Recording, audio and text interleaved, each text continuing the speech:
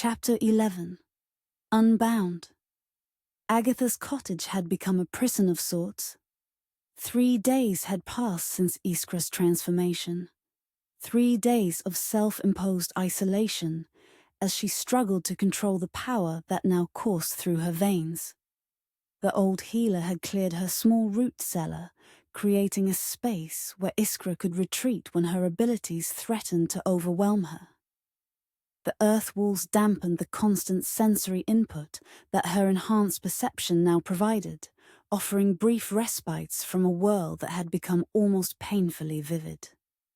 "It will settle," Agatha assured her, though concern shadowed her rheumy eyes. "The first days are always the hardest. Your mind must learn new boundaries." But Iskra wasn't certain she believed her. The power showed no signs of diminishing or becoming more manageable.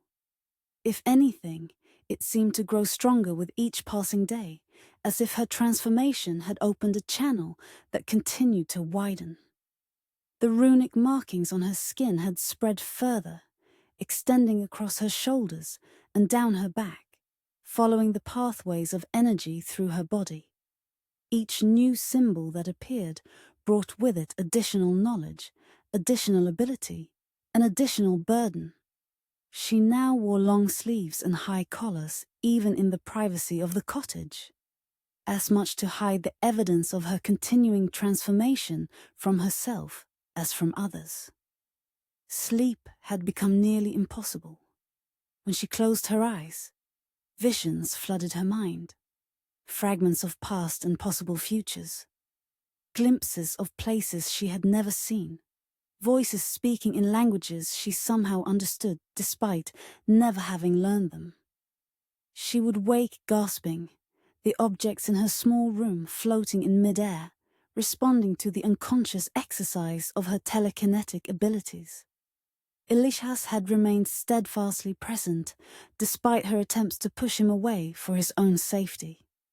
After a particularly difficult night, when her dreams had caused every glass object in the cottage to shatter simultaneously, she had told him to leave, to return to whatever life he had been building before their paths crossed. "I'm dangerous," she had insisted, her voice raw with exhaustion and fear. "I can't control this. I could hurt you without meaning to." He had simply looked at her with those steady grey eyes and said, "I'm not afraid of you, Iskra." The simple statement had nearly broken her, because she was afraid. Afraid of the power, afraid of losing herself to it, afraid of becoming something unrecognizable even to herself. Now, on the morning of the 4th day, she stood at the small window of her room, watching dawn break over the sea. She hadn't slept at all, had spent the night pacing, trying to quiet the constant hum of energy beneath her skin. The Mandrake lay on the table beside her bed, its crimson heart pulsing with steady rhythm. She had stopped wearing it after the transformation, finding its additional power too much to bear on top of what already flowed through her. A soft knock at her door drew her attention. "Iskra?" Agatha's voice, concerned but gentle. "There's tea, if you'd like some." "Thank you," she replied, her voice sounding strange, even to her own ears, deeper, more resonant, carrying harmonics that seemed to vibrate the very air. "I'll be down shortly." She dressed carefully, choosing clothing that covered as much of her marked skin as possible. A high-necked blouse, a long skirt, a shawl draped over her shoulders despite the mild spring morning. Her reflection in the small mirror above her wash basin showed a face that was recognizably hers, yet subtly altered. Her cheekbones seemed more pronounced, her amber eyes larger and more luminous. Her dark hair shot through with strands that gleamed like copper in the early light. The physical changes were minor compared to the internal transformation, but they served as visible reminders of what she was becoming. Something other than the woman she had been just days ago. Downstairs, she found Agatha at the kitchen table, her gnarled hands wrapped around a steaming mug. The old woman looked up as Iskra entered, her expression carefully neutral despite the concern evident in her eyes. "Any better today?" she asked simply. Iskra shook her head, accepting the mug of tea Agatha pushed toward her. "If anything, it's stronger. I can feel it building, like pressure behind a dam." Agatha nodded, unsurprised. The power seeks expression. It cannot be contained indefinitely. "What happens if I can't control it?" Iskra asked, voicing the fear that had kept her awake through the night. "If it continues to grow beyond my ability to manage." The old healer's face grew solemn. "There are stories," she said carefully, "of those who were consumed by their gifts, who became vessels for power rather than its wielders. What happened to them? Some burned out quickly, like candles in a storm. Others—" Agatha hesitated. "Others became something no longer entirely human. Beings of pure energy and will, untethered from mortal concerns." The description sent a chill through Iskra, despite the warmth of the tea in her hands. "Is that what awaits me? To burn out? Or become something else entirely?" "Not necessarily," Agatha replied, her voice firming. "Those cases were rare, and often involved individuals who sought power rather than having it thrust upon them. Your bloodline was chosen precisely because it can channel such energy safely." "Then why can't I control it?" Iskra demanded, frustration edging her voice. A tremor ran through the cottage, small objects on shelves rattling in response to her emotion.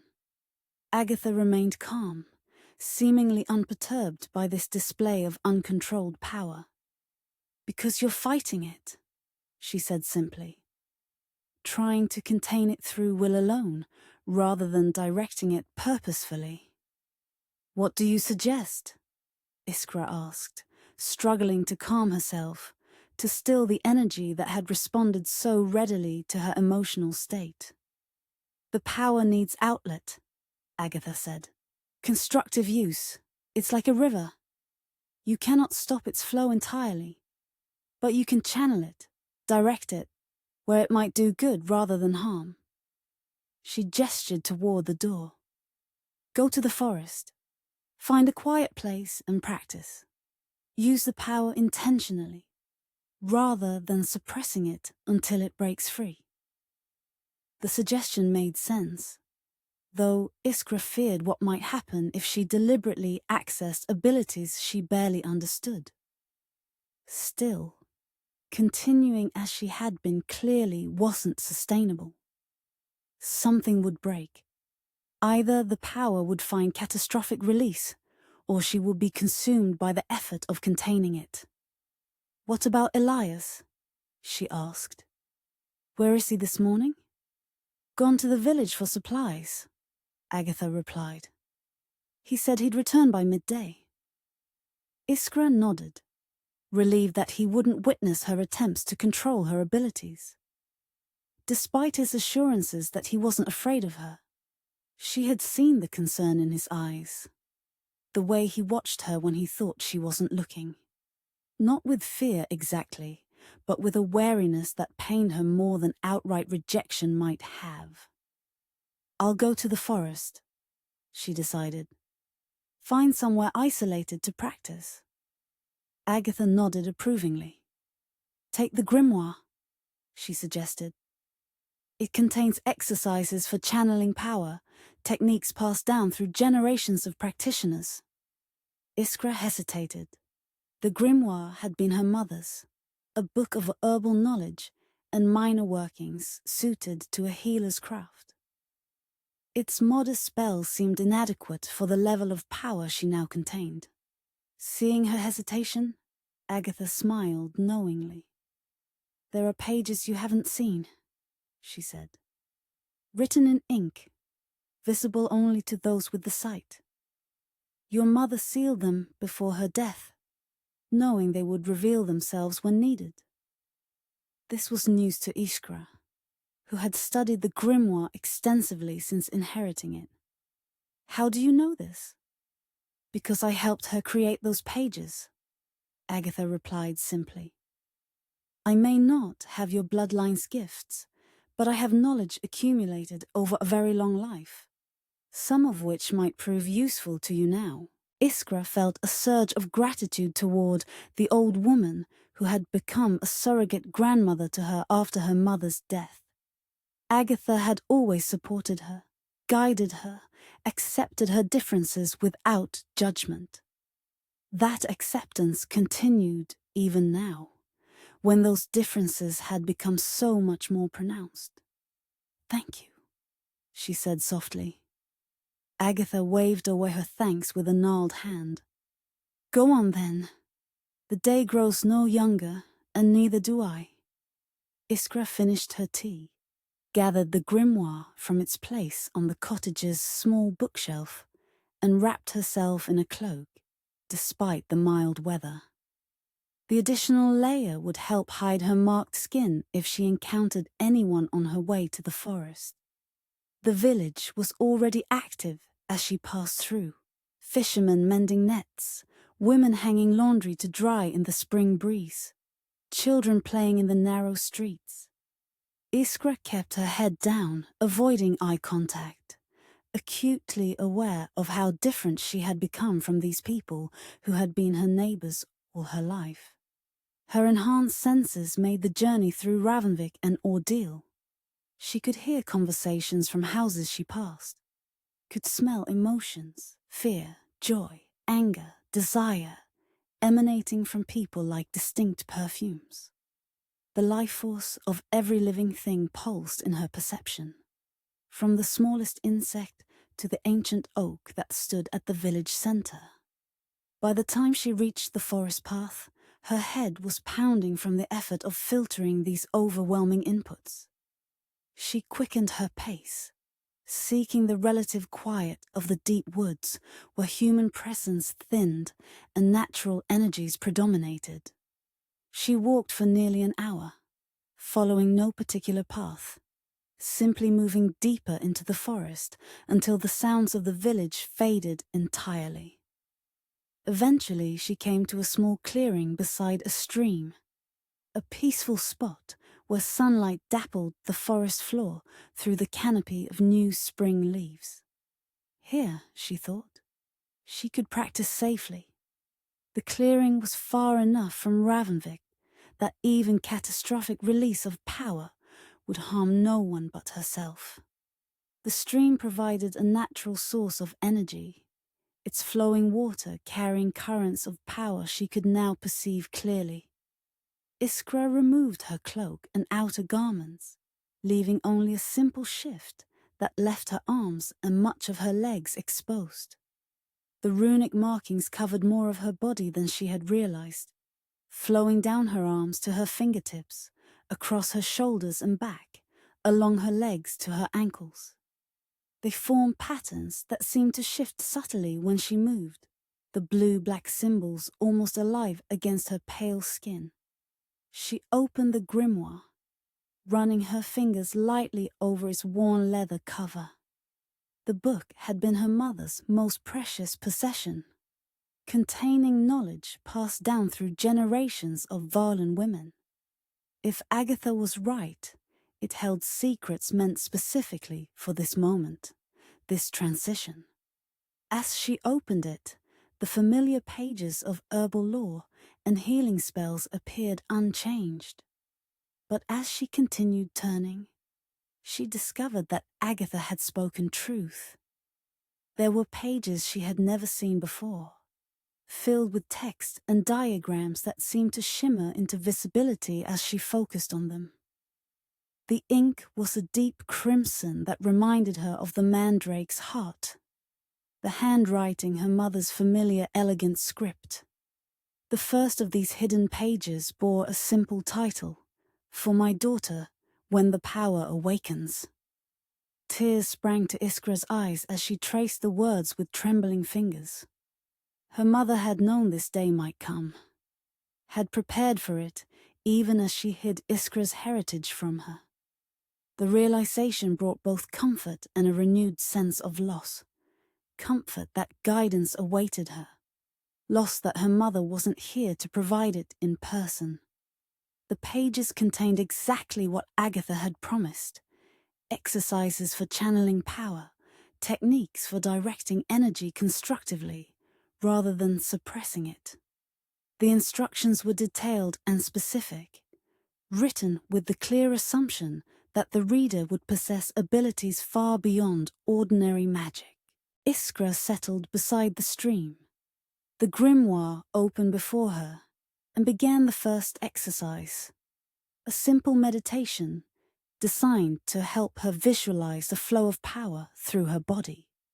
She closed her eyes, focusing on her breath, on the sensation of energy moving through the pathways marked by the runic symbols.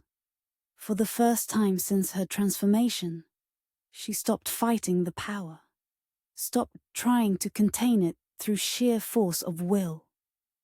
Instead, she allowed herself to feel it fully, to acknowledge its presence and its potential. The effect was immediate and profound. Rather than the chaotic surge she had feared, the power responded to her acceptance by settling into a more orderly flow. It still hummed beneath her skin, still filled her with more energy than her body seemed designed to contain. But it no longer felt like it might explode outward at any moment. Encouraged, she moved to the next exercise, a technique for deliberately channeling power into constructive expression. The instructions described how to create a sphere of pure energy, a physical manifestation of the power that flowed through her. Iskra extended her hands before her, palms facing each other about a foot apart. She visualized energy flowing from her core, down her arms, and into the space between her hands. The runic markings on her skin began to glow softly as power moved through them, following the channels they created. Between her palms, a small sphere of light formed, at first no larger than a marble, but growing steadily as she fed more energy into it. The sphere was a deep crimson, the same color as the Mandrake's heart, shot through with threads of gold that pulsed in rhythm with her heartbeat. She held it there, suspended between her hands, marveling at how natural it felt to shape energy this way. The pressure that had built within her for days eased as the power found expression, flowing outward in controlled release rather than explosive bursts. Following the grimoire's instructions, she began to experiment with the sphere, changing its size, its color, its density. She discovered she could make it hover independently, could move it with her thoughts, could even split it into multiple smaller spheres that danced around her like crimson fireflies. For the first time since her transformation, Iskra felt something like joy in her new abilities. There was beauty in this power when properly directed, a creative potential that transcended the fear and disorientation that had dominated her experience thus far. She continued through the exercises, each building on the last, each requiring more precise control and deliberate channeling of energy. Hours passed unnoticed as she practiced, the sun moving across the sky above the clearing, the forest life continuing its rhythms around her. By midday, she had progressed to more complex workings, creating temporary constructs of pure energy, influencing the growth of plants, even briefly altering the flow of the stream beside her. Each success built her confidence, each controlled expression of power, making the next easier to manage. But as the day wore on, fatigue began to set in. She had been channeling energy continuously for hours, and despite the seemingly endless supply available to her, her physical body had limits. Her hands trembled slightly, her concentration wavered, and the runic markings on her skin began to burn rather than glow. She should stop, she knew. Return to Agatha's cottage and rest. But there was one more exercise in the grimoire that called to her. A technique for what her mother's notes described as communion with the source. The instructions were more complex than the others, the warnings more explicit about potential dangers. Iskra hesitated, aware of her fatigue, aware that attempting such advanced work in her current state might be unwise. But the promise of understanding, of connecting directly with the wellspring from which her power flowed, was too tempting to resist. She positioned herself as the grimoire instructed, seated cross-legged beside the stream, hands resting palms up on her knees, back straight, eyes closed. The meditation began simply enough, similar to the first exercise she had attempted. But instead of merely visualizing the flow of energy through her body, this technique required her to trace that energy back to its origin, to follow the current upstream to its source. As she sank deeper into the meditation, the physical world receded from her awareness. She perceived herself as a network of light, the runic markings glowing like constellations against the darkness of closed eyes. The power flowed through these constellations, connecting them in patterns of increasing complexity. Following her mother's instructions, she focused on a single thread of energy, tracing it back through her body, through the markings that channeled it, beyond the boundaries of her physical form. The thread led outward, connecting to the energy of the forest around her, then further still, to currents of power that flowed through the earth itself.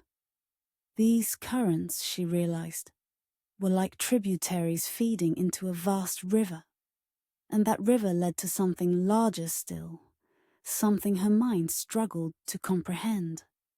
As she followed the thread deeper, her perception expanded beyond anything she had experienced before. She glimpsed a vast network of energy that encompassed not just the physical world, but realms beyond it, layers of reality stacked like pages in a book, each with its own laws, its own forms of life, its own currents of power. And at the center of it all, where all currents converged, was the source, a wellspring of pure creative energy, neither light nor dark, but containing the potential for both. It pulsed like a cosmic heartbeat, sending waves of power outward through all realms, all realities. Iskra felt herself drawn toward this center, pulled by a force that transcended physical laws. The closer she came, the more her individual identity seemed to dissolve, merging with the vast consciousness that permeated the source itself. For a moment, a heartbeat or an eternity, she couldn't tell, she touched it directly. Power beyond imagining flooded through her. Knowledge beyond comprehension filled her mind. She was everything and nothing, everywhere and nowhere. Her consciousness expanded to encompass realities her human mind had never been designed to perceive. It was too much. Even with the protection of her bloodline, even with the channels created by the runic markings. Her physical form couldn't contain such direct connection for more than an instant. Pain lanced through her, the runic symbols burning like brands against her skin as they struggled to channel energy far beyond their capacity. With tremendous effort, Iskra pulled back, retracing the thread that had led her to the source, drawing her expanded consciousness back into the confines of her physical body. The return was disorienting, painful, like trying to pour an ocean into a teacup, like trying to compress infinity into finite form. She gasped as awareness of her physical surroundings returned. The clearing, the stream, the forest. all seemed flat and dull, compared to the multi-dimensional realities she had glimpsed.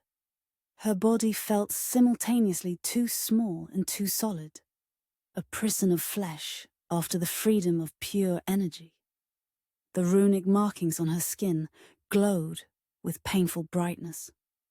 No longer blue-black, but a deep crimson that matched the Mandrake's heart. Steam rose from them, as if her blood boiled beneath the surface. The grimoire before her had closed itself, as if to protect its remaining secrets from one who had ventured too far too quickly. Iskra tried to stand, but found her limbs unresponsive. Her coordination destroyed by the dissonance between her expanded consciousness and her physical form. She collapsed beside the stream, her body convulsing as it struggled to integrate the energy she had touched, to process the knowledge she had glimpsed.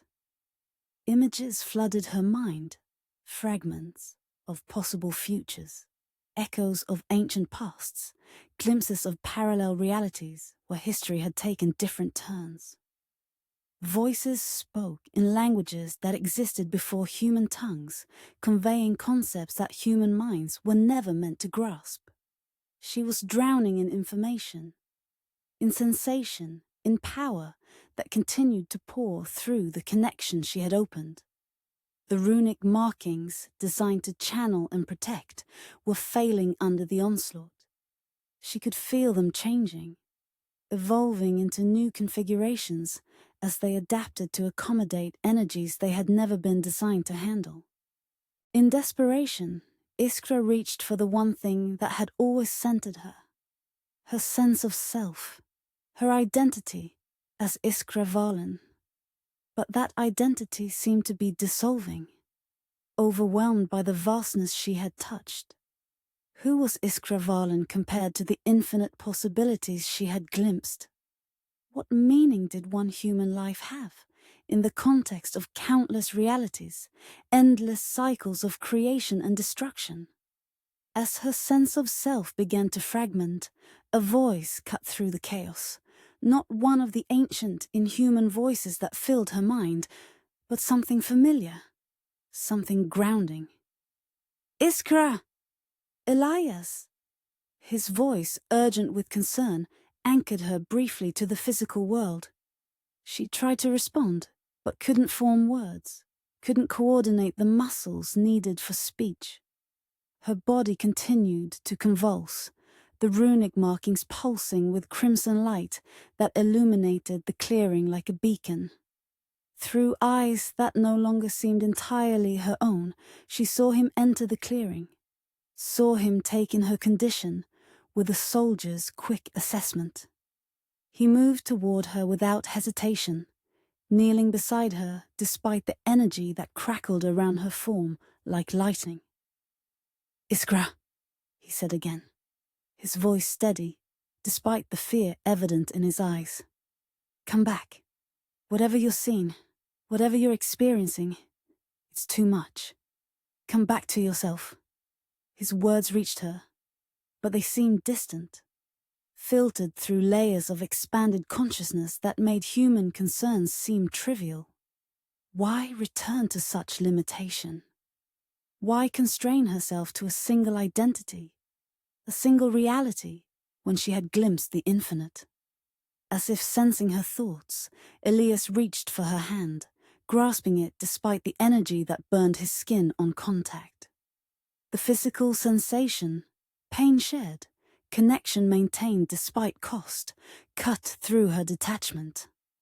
"I'm not leaving you," he said, his grey eyes fixed on hers, despite the inhuman glow that had overtaken them. "Whatever you're becoming, wherever you're going, I'm not leaving you to face it alone." The simple declaration, the unconditional acceptance it represented, reached something core within her. The part of Iskra that remained despite the transformation, despite the expanded consciousness, despite the power that threatened to consume her humanity. With tremendous effort, she focused on his face, on the connection between them. She used it as an anchor, a fixed point around which to reorganize her fragmenting identity. Iskra Valen, healer, daughter of Helena, friend to Elias Stormark. These were real, these mattered, these were worth returning to. Slowly, painfully, she began to reassert control. Not by fighting the power, but by directing it, channeling it through the pathways marked on her skin, using the techniques she had practiced earlier. The convulsions eased, the crimson glow of the runic markings dimmed to a steady pulse. The chaotic flood of images and voices receded to a manageable stream. After what seemed like hours but might have been minutes, Iskra found herself able to speak again, though her voice emerged rough and altered. "Elias," she managed, the single word carrying volumes of gratitude and relief. His expression softened, though concern remained evident in the tightness around his eyes. "What happened?" he asked, still holding her hand, despite the burns that marked his palm where it touched her skin. "I went too far," she replied, struggling to translate her experience into words he could understand. Touched the source directly, saw too much. Understanding dawned in his eyes. The wellspring Silvain mentioned, the origin of all magic. She nodded weakly. "It's vast, beyond comprehension. I almost lost myself in it." "But you didn't," he said, his voice firm with conviction. "You're still here, still Iskra." Was she? She wasn't entirely certain. The experience had changed her, had expanded her consciousness in ways that couldn't be undone. The knowledge she had glimpsed, the realities she had perceived, these remained, integrated into her understanding of the world in ways that made her previous perspective seem hopelessly limited. Yet the core of her identity persisted. Her values, her memories, her connections to others. Different, yes. Transformed, certainly. But not erased, not replaced by something alien.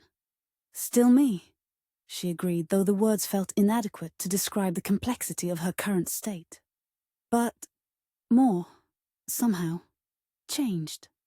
Elias nodded, accepting this without requiring further explanation. His practical nature asserted itself as he assessed her condition with careful eyes. "Can you stand? We should get you back to Agatha's." Iskra considered the question, taking inventory of her physical state. The convulsions had stopped, but weakness permeated her limbs, and the runic markings still pulsed with uncomfortable heat. "I'm not sure," she admitted. Without further discussion, Elias gathered her into his arms, lifting her as carefully as if she were made of glass. The grimoire he tucked into a pocket of his coat, her discarded clothing he draped over her to provide some modesty and warmth. As he carried her from the clearing, Iskra rested her head against his shoulder, drawing comfort from his solid presence, his unwavering support. The contrast between his simple human strength and the cosmic forces she had touched struck her forcefully. There was power in both, different in nature and scale, but equally real, equally valuable. They had travelled perhaps half a mile when Iskra felt strong enough to try walking.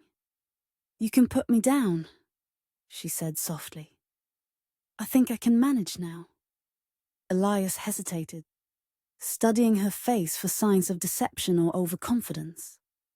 Apparently satisfied with what he saw, he gently set her on her feet, keeping one arm around her waist for support. They stood at the forest's edge, the trees thinning before them, the path to Ravnvik visible in the distance. The late afternoon sun cast long shadows across the landscape, turning the world golden and somehow more precious for its transience. Iskra took a tentative step, then another, finding her balance returning as her body adjusted to its altered state.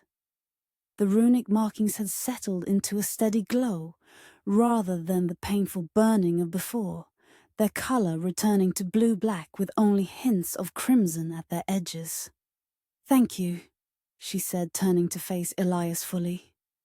"For finding me. For bringing me back." His grey eyes met hers steadily, without fear despite the otherworldly glow that still lingered in her amber irises. "Always," he said simply. The single word contained multitudes. Promise, acceptance, devotion, beyond what she had any right to expect. It touched something within her that transcended the cosmic awareness she had gained, something fundamentally human and precious. Without conscious thought, Iskra moved closer to him, drawn by a need more basic than the power that flowed through her veins. Her hand rose to touch his face, fingers tracing the strong line of his jaw, the small scar at his temple, the furrow between his brows that deepened when he was concerned. "I'm still here," she whispered, the words as much reassurance to herself as to him. Still human, despite everything. His expression softened, his eyes warming with an emotion he had kept carefully guarded until now. "I never doubted it," he said quietly. The distance between them vanished as Iskra leaned forward, pressing her lips to his in a kiss born of need.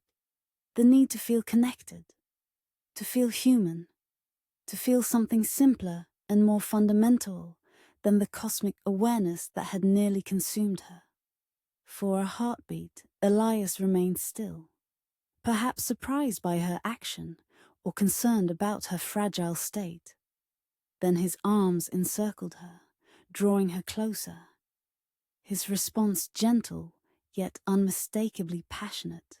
The kiss deepened, a current of energy passing between them that had nothing to do with magic and everything to do with human connection. Iskra felt herself anchored by it, grounded in a way that all her power couldn't achieve. This was real. This moment. This man.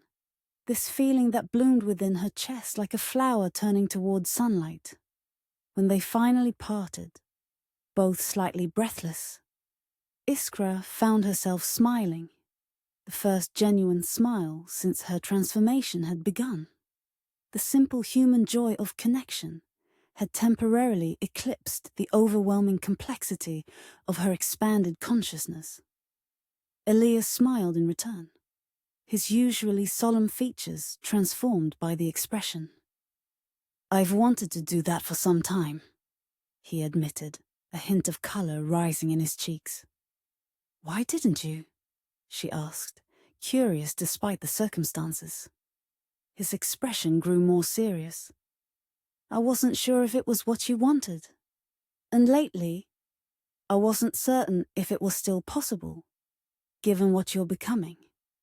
The candid admission touched her deeply. "I wasn't certain either," she confessed. "Part of me feared I was changing too much, becoming something that couldn't feel this way anymore." "And now?" he asked, his voice carefully neutral despite the vulnerability evident in his eyes. Iskra considered the question, taking stock of her internal state. The cosmic awareness remained, the expanded consciousness, the power that flowed through the runic markings on her skin. But alongside these, the human emotions persisted, stronger perhaps for having nearly been lost. "Now I know better," she said softly. "Whatever else I'm becoming, this part of me remains unchanged, perhaps even strengthened by contrast." Relief flickered across his features, followed by something warmer, more intimate. "Good," he said simply. They stood together at the forest's edge, neither rushing to continue their journey back to Ravnvik. The moment felt precious, a brief respite from the complexities that awaited them. The Sisterhood's expectations, Silvain's ambiguous guidance, the Order's threat, the book that remained hidden in Ravensholm. Eventually, practical concerns reasserted themselves. The sun was lowering toward the horizon, and Iskra's physical strength, though returning, remained compromised by her ordeal. "We should continue," Elias said reluctantly. "Agatha will be worried." Iskra nodded, though part of her wished to remain in this moment indefinitely, to explore this new connection between them without the pressure of external concerns. "Yes," she agreed. "And I should rest, recover my strength before attempting any further work with these abilities." They began walking toward the village, Elias's arm around her waist, providing support that was as much emotional as physical. The path before them seemed both ordinary and extraordinary. A simple dirt track leading back to Ravnvik, yet also the beginning of a journey whose destination remained hidden in shadow.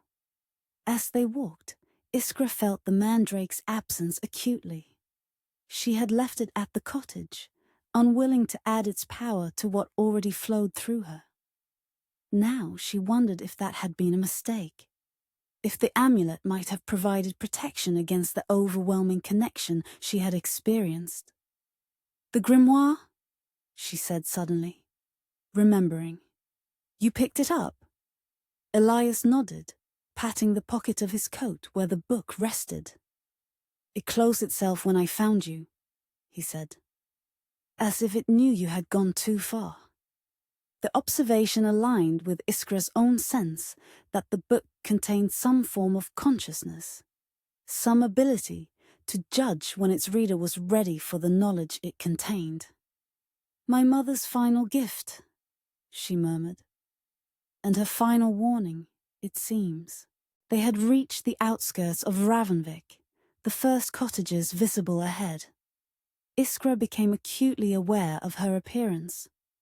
The runic markings visible on her exposed skin, the otherworldly glow that likely remained in her eyes. She pulled Elias's coat more tightly around herself, drawing the hood forward to shadow her face. "Will the villagers notice the change in me?" she asked quietly. Elias considered the question seriously. "Some might," he admitted. "Those with sensitivity to such things. But most will see what they expect to see. Iskra the healer. Perhaps looking tired or ill, but fundamentally unchanged." The assessment comforted her somewhat, though she remained concerned about moving through the village in her current state. "We should take the back paths," she suggested. "Avoid the main street if possible." He nodded, guiding her toward a narrow lane that wound between cottages, a route that would take them to Agatha's, with minimal exposure to curious eyes. As they walked, Iskra felt the weight of her transformation settling more fully upon her. Not just the physical changes or the enhanced abilities, but the responsibility they represented. The power she now carried could heal or harm, create or destroy, depending on how she chose to use it. The knowledge she had glimpsed could illuminate or blind, enlighten or overwhelm. The choice between power and love, destiny and desire, remained before her, perhaps more starkly now than ever before.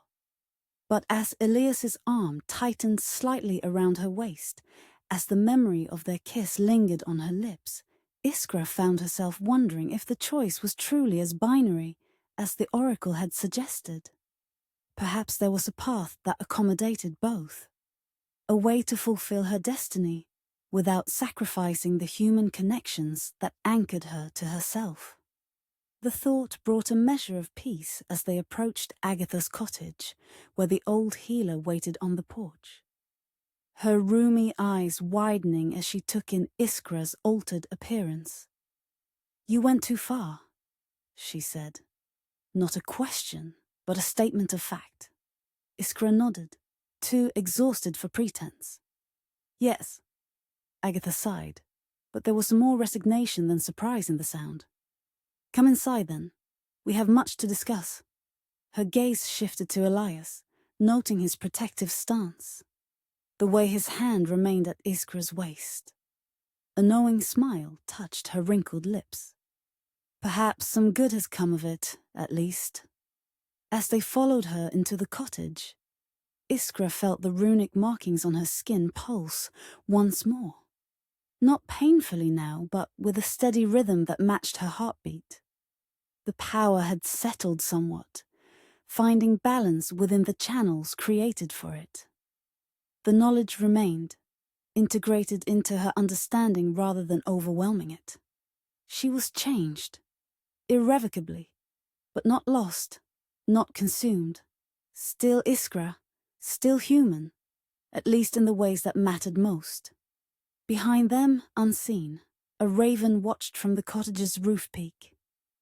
Its eyes gleamed with unnatural intelligence as it observed their entry. Then it spread its wings and flew toward the abandoned manor on the promontory, where Silvain waited, his perfect features composed in an expression of calculated patience. His green eyes fixed on a small mirror that showed the scene at Agatha's cottage in perfect detail.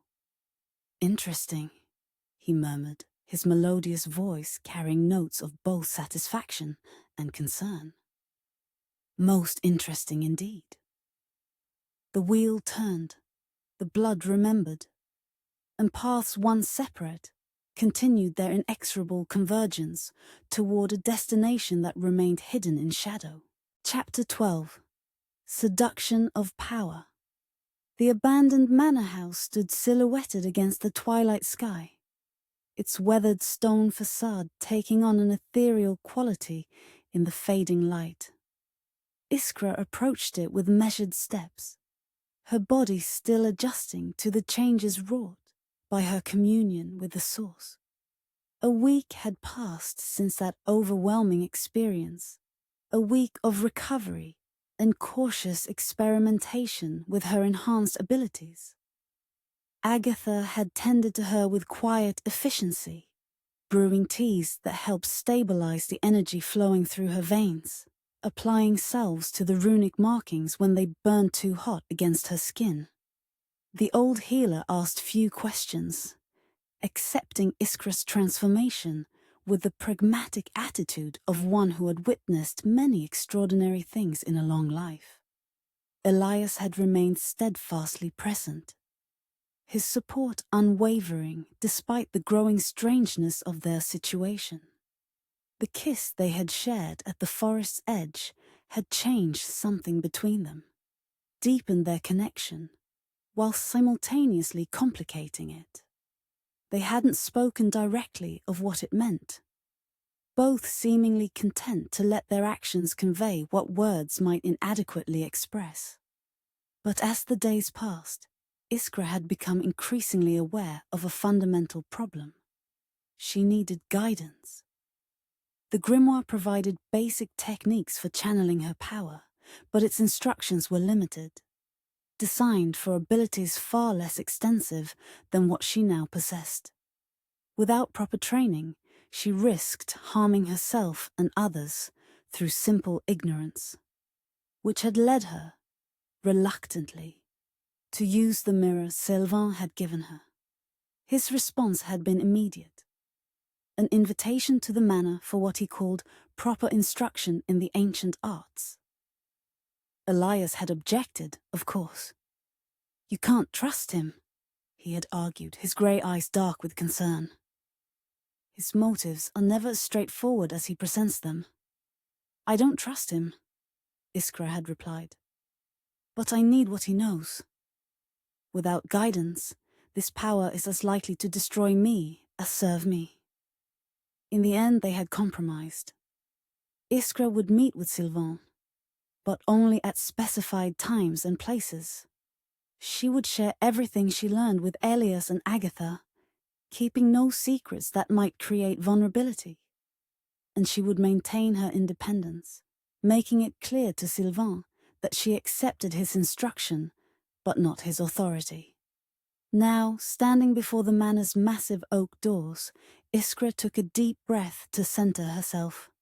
The runic markings on her skin pulsed gently beneath her clothing, responding to the magical energies that permeated this place. She had dressed carefully for this meeting. Practical garments that allowed freedom of movement while covering most of her marked skin. Her dark hair braided tightly to keep it from her face during whatever exercises Silvain might require. The mandrake hung at her throat once more, its crimson heart pulsing in rhythm with her own. After her experience at the stone circle, she had found it easier to wear the amulet, as if her expanded capacity could now accommodate its additional power without overwhelming her. Before she could knock, the doors swung open of their own accord, revealing Silvain standing in the entrance hall. He wore formal attire, as always, a tailcoat of midnight blue over a waistcoat embroidered with silver thread, his black hair tied back with a silver ribbon. His perfect features composed themselves into a welcoming smile that didn't quite reach his green eyes. "Iskra Valen," he greeted her, his melodious voice echoing slightly in the vast space. "You honor us with your presence once more." The formal greeting, identical to the one he had used at the Crimson Eye ritual, struck her as both theatrical and subtly mocking. "You invited me for instruction," she replied, keeping her tone neutral. "Not ceremony." A flicker of amusement crossed his face. "Direct as always. One of your more charming qualities." He gestured for her to enter. "Come. I've prepared a space more suitable for our work than the ritual chamber."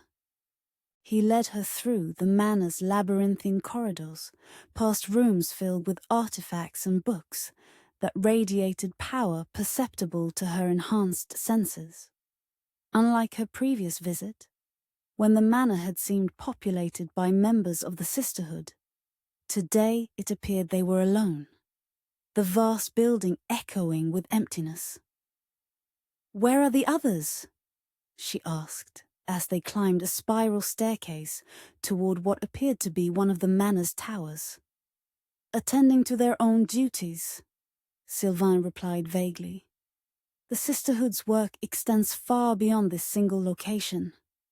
The answer told her nothing, while implying much. A typical Silvain response that maintained mystery while appearing forthcoming. Iskra noted it, but didn't press further, saving her questions for matters more directly relevant to her training. They reached the top of the staircase, where Silvain opened a heavy wooden door inlaid with silver symbols that Iskra now recognized as protective runes. Beyond lay a circular chamber that occupied the entire top floor of the tower, its walls lined with bookshelves, its ceiling painted with the same realistic depiction of the night sky she had seen in the ritual chamber. The center of the room was empty of furniture, its wooden floor inlaid with a complex pattern of interlocking spirals in silver and gold. Windows set at the cardinal points offered views in all directions. The sea to the east, the forest to the west, the village to the south, and the mountains to the north. "My private study," Silvain explained, closing the door behind them. "Warded against interruption and observation. Here we can work without concern for collateral effects." The implication that their activities might produce dangerous side effects did nothing to ease Iskra's wariness. Still, she had come for instruction, and the room was clearly designed for serious magical work. "What will we begin with?" she asked, moving to the center of the inlaid pattern, where the spirals converged in a perfect circle. Silvain circled her slowly, his green eyes assessing her with clinical interest. "First, I need to understand exactly what happened during your communion with the Source, he said. Agatha's description was limited by her perspective. Iskra tensed slightly. She hadn't told Agatha everything about that experience, sharing only what seemed necessary for her recovery. The old healer had respected her reticence, offering practical assistance without demanding full disclosure. "What makes you think Agatha told you anything?" she asked, watching Silvain carefully. A slight smile curved his perfect lips. "The Sisterhood has many eyes, many ears. Few events of significance escape our notice, particularly those involving such dramatic surges of power." He gestured to her covered arms. "The markings have spread further, haven't they? Changed in response to your direct contact with the Source." It wasn't a question, but a statement of fact. Iskra nodded reluctantly, seeing little point in denying what he clearly already knew. "Yes, they've evolved to channel the increased energy." "Show me," he requested, his tone making it clear this was a necessary part of her instruction, rather than idle curiosity. After a moment's hesitation, Iskra removed her outer garments, revealing arms and shoulders now completely covered with runic symbols. The markings had indeed changed since her communion with the Source. The original blue-black symbols, now interwoven with lines of deep crimson that pulsed with her heartbeat. Silvain's eyes widened slightly, the only break in his composed demeanor. "Extraordinary," he murmured, moving closer to examine the markings without touching her. "The crimson lines are channels for raw power from the Source itself. I've seen their like only in the oldest texts, descriptions of the first ones who walked between worlds freely." His evident fascination made Iskra uncomfortable, reminding her of Elias's warning about Silvain's motives. She redressed quickly, covering the markings once more. "I didn't come here to be studied," she said firmly. "I came to learn how to control these abilities safely." Silvain inclined his head slightly, acknowledging her boundary without apology for testing it. "Control begins with understanding," he said smoothly. "But as you wish, we'll proceed to practical instruction." What followed was unlike any teaching Iskra had experienced before. Silvain proved to be a demanding but undeniably knowledgeable instructor, guiding her through exercises that built upon the basics in her mother's grimoire while extending far beyond them. He taught her to create shields of pure energy that could deflect both physical and magical attacks.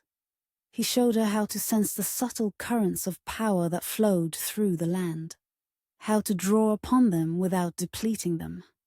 He demonstrated techniques for focusing her abilities with precision rather than raw force, achieving greater effects with less expenditure of energy. Throughout these lessons, he maintained a professional demeanor, correcting her errors without condescension, acknowledging her successes with measured praise. Whatever his personal interest in her transformation, he kept it largely hidden behind the mask of an experienced teacher working with a gifted but untrained student. As the hours passed, Iskra found herself reluctantly impressed by his knowledge and his ability to convey it effectively. The techniques he taught were clearly designed for someone of her specific abilities, exercises that would have been impossible for an ordinary practitioner. But that challenged her enhanced capabilities appropriately. "You've prepared for this?" she observed during a brief rest between exercises. "These aren't general lessons. They're specifically tailored to someone with my level of power." Silvain smiled, pleased by her perception. "The Sisterhood has awaited the return of a Valen heir for generations," he said. "We've preserved knowledge specifically for this eventuality." And you've had access to this knowledge all along, she surmised. Despite not being a member of the Sisterhood yourself. I serve in my own capacity, he replied, the vague answer typical of his responses to personal questions. My role has always been to preserve and transmit knowledge that might otherwise be lost. Before she could press further, he moved to one of the bookshelves, removing a volume bound in what appeared to be black leather, but which radiated power unlike anything Iskra had encountered before. The book seemed to absorb light rather than reflect it, its surface rippling slightly, as if not entirely solid. The Codex Nocturnus, Silvain said, handling the book with evident reverence. One of the oldest texts in our possession, predating even the Book of the Abyss in some respects. He placed it on a small pedestal near the center of the room, opening it carefully to reveal pages covered in script that shifted and moved as if alive. The language was unlike any Iskra had seen before. The symbols more like mathematical equations than letters, each seeming to exist in multiple dimensions simultaneously. I can't read this, she said, though even as she spoke, parts of the text began to resolve into something almost comprehensible, as if her enhanced perception was adapting to its multidimensional nature. Few can, Silvain acknowledged. It was written by beings who perceived reality differently than humans do. But with your connection to the source, you may begin to understand it in ways others cannot. He turned several pages, stopping at what appeared to be a diagram of concentric circles intersected by spiraling lines. This describes what you experience, direct communion with the source, the dangers, the potential, the transformative effects. Iskra leaned closer, finding that certain portions of the text now made a strange kind of sense to her, though the understanding came not through normal reading, but through a form of intuitive recognition. It says the connection is bidirectional, she said slowly, translating concepts that defied ordinary language. That in touching the source, one also allows the source to touch them. Silvain nodded, clearly impressed by her ability to extract meaning from the text. Precisely, which is why the experience changed you so fundamentally. The source recognized you, responded to you, began to reshape you into a more suitable vessel for its power. The implication sent a chill through Iskra, despite the warmth of the tower room. Reshape me into what? Exactly? That depends largely on you, Silvain replied, his green eyes studying her with renewed intensity. The source adapts its influence to the nature of the vessel. Your core self, your values, your desires, your fundamental identity, shapes how the power manifests and evolves. It was both reassuring and disturbing. The suggestion that she maintained some control over her transformation, coupled with the implication that the process would continue regardless of her wishes. And if I were to commune with the source again? She asked. What would happen? Further transformation, Silvain said simply. Each contact strengthens the connection, makes the channel more permanent, more complete. He gestured to the runic markings visible at her wrists. These would continue to evolve, to cover more of your physical form. Your abilities would expand. Your perception would extend further beyond ordinary human limitations. Until I'm no longer human at all, Iskra concluded, voicing the fear that had haunted her since her experience at the stone circle. Silvain's perfect features composed themselves into an expression of philosophical consideration. Humanity is a spectrum rather than an absolute state, he said. We are all to varying degrees both more and less than human depending on how one defines the term. The abstract response irritated her. "You know what I mean?" she said sharply. "Would I lose myself? Become something that no longer thinks or feels as Iskra Valen?" He regarded her thoughtfully before answering. "The risk exists," he admitted. "Those who commune too frequently with the source, who draw too deeply from its power without sufficient preparation, can indeed lose their individual identity, become vessels rather than wielders, channels rather than agents." The candid acknowledgement of danger surprised her, contrasting with his usual tendency to minimize risks when trying to persuade her toward a particular course of action. "Yet you seem to be suggesting I should pursue this path anyway," she observed. "I suggest nothing," he replied smoothly. "I merely offer knowledge. The choice of how to use it remains yours, as it should be." But there was something in his eyes, a hunger, a calculation, that belied his neutral words. He wanted her to continue her transformation, to deepen her connection to the source. The question was why? Before she could formulate a more direct challenge, Silvain closed the Codex Nocturnus with careful reverence.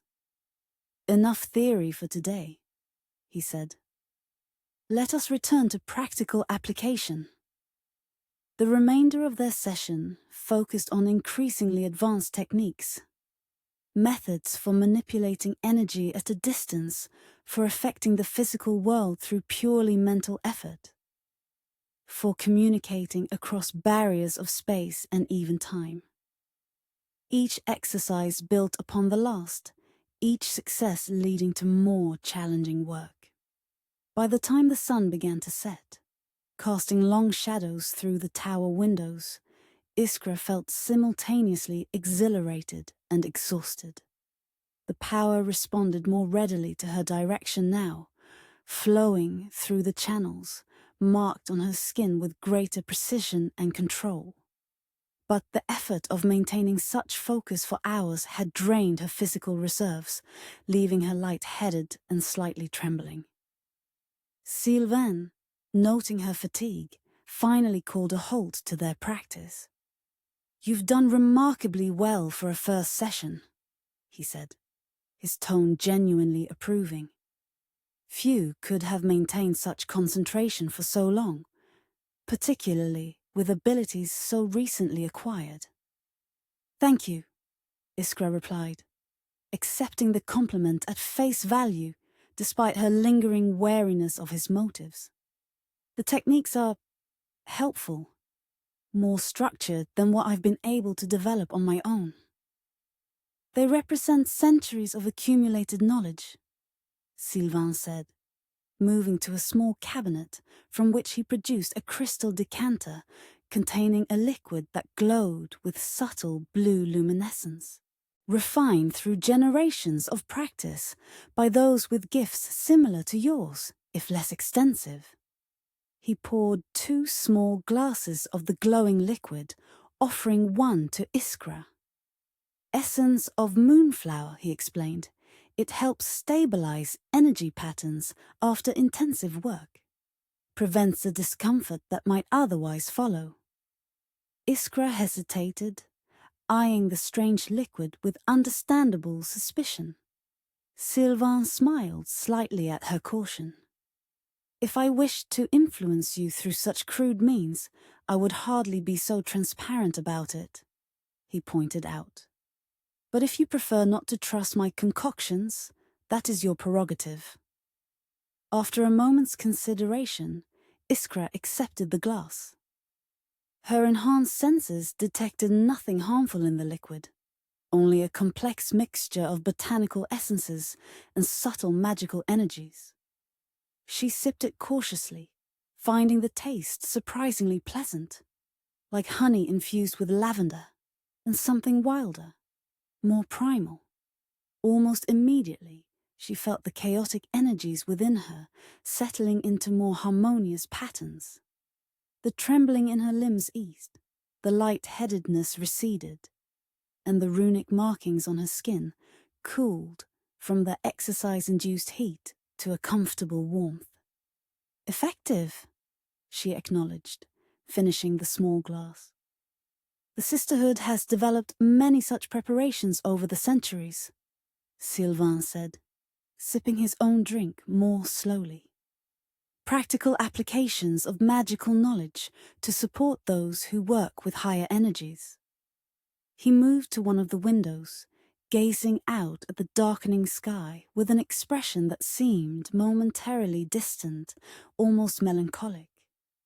"There was a time when such knowledge was more widely shared," he said softly, "when those with gifts worked openly for the benefit of all, rather than hiding in shadows and secret places." The wistful tone surprised Iskra, offering a glimpse of something more genuine beneath his usual carefully composed exterior. "Before the persecutions," she surmised. "Before the Order." "Long before," he confirmed, turning back to face her. "In an age now remembered only in fragments of myth and legend, when the boundaries between worlds were less rigid, when communion with the Source was taught rather than feared." His green eyes took on a distant quality, as if seeing across vast stretches of time. "I have memories of such days. Not my own, perhaps, but preserved through means few now understand." The statement hinted at aspects of his nature that Iskra had wondered about but never directly questioned. "How old are you, Silvain?" she asked, seizing the moment of apparent openness. A smile touched his perfect lips, neither confirming nor denying the implications of her question. "Age becomes a fluid concept when one's existence intersects with multiple realities," he replied. "But I have witnessed more of this world's history than most who walk its surface today." It was both an answer and an evasion, typical of his approach to personal questions. Before Iskra could press further, he changed the subject with practiced smoothness. "You should return to Ravnvik before full dark," he said, glancing at the deepening twilight outside. "Your guardian will be concerned if you're delayed beyond the agreed time." The reference to Elias carried a subtle note of disdain that Iskra chose not to address directly. "Yes," she agreed, gathering her outer garments. "We have an arrangement. I don't intend to break it." "Admirable loyalty," Silvain observed, his tone making the virtue sound like a limitation. "Though I wonder if Stormark truly understands what you're becoming. If anyone without direct experience of the Source can comprehend the transformation you're undergoing."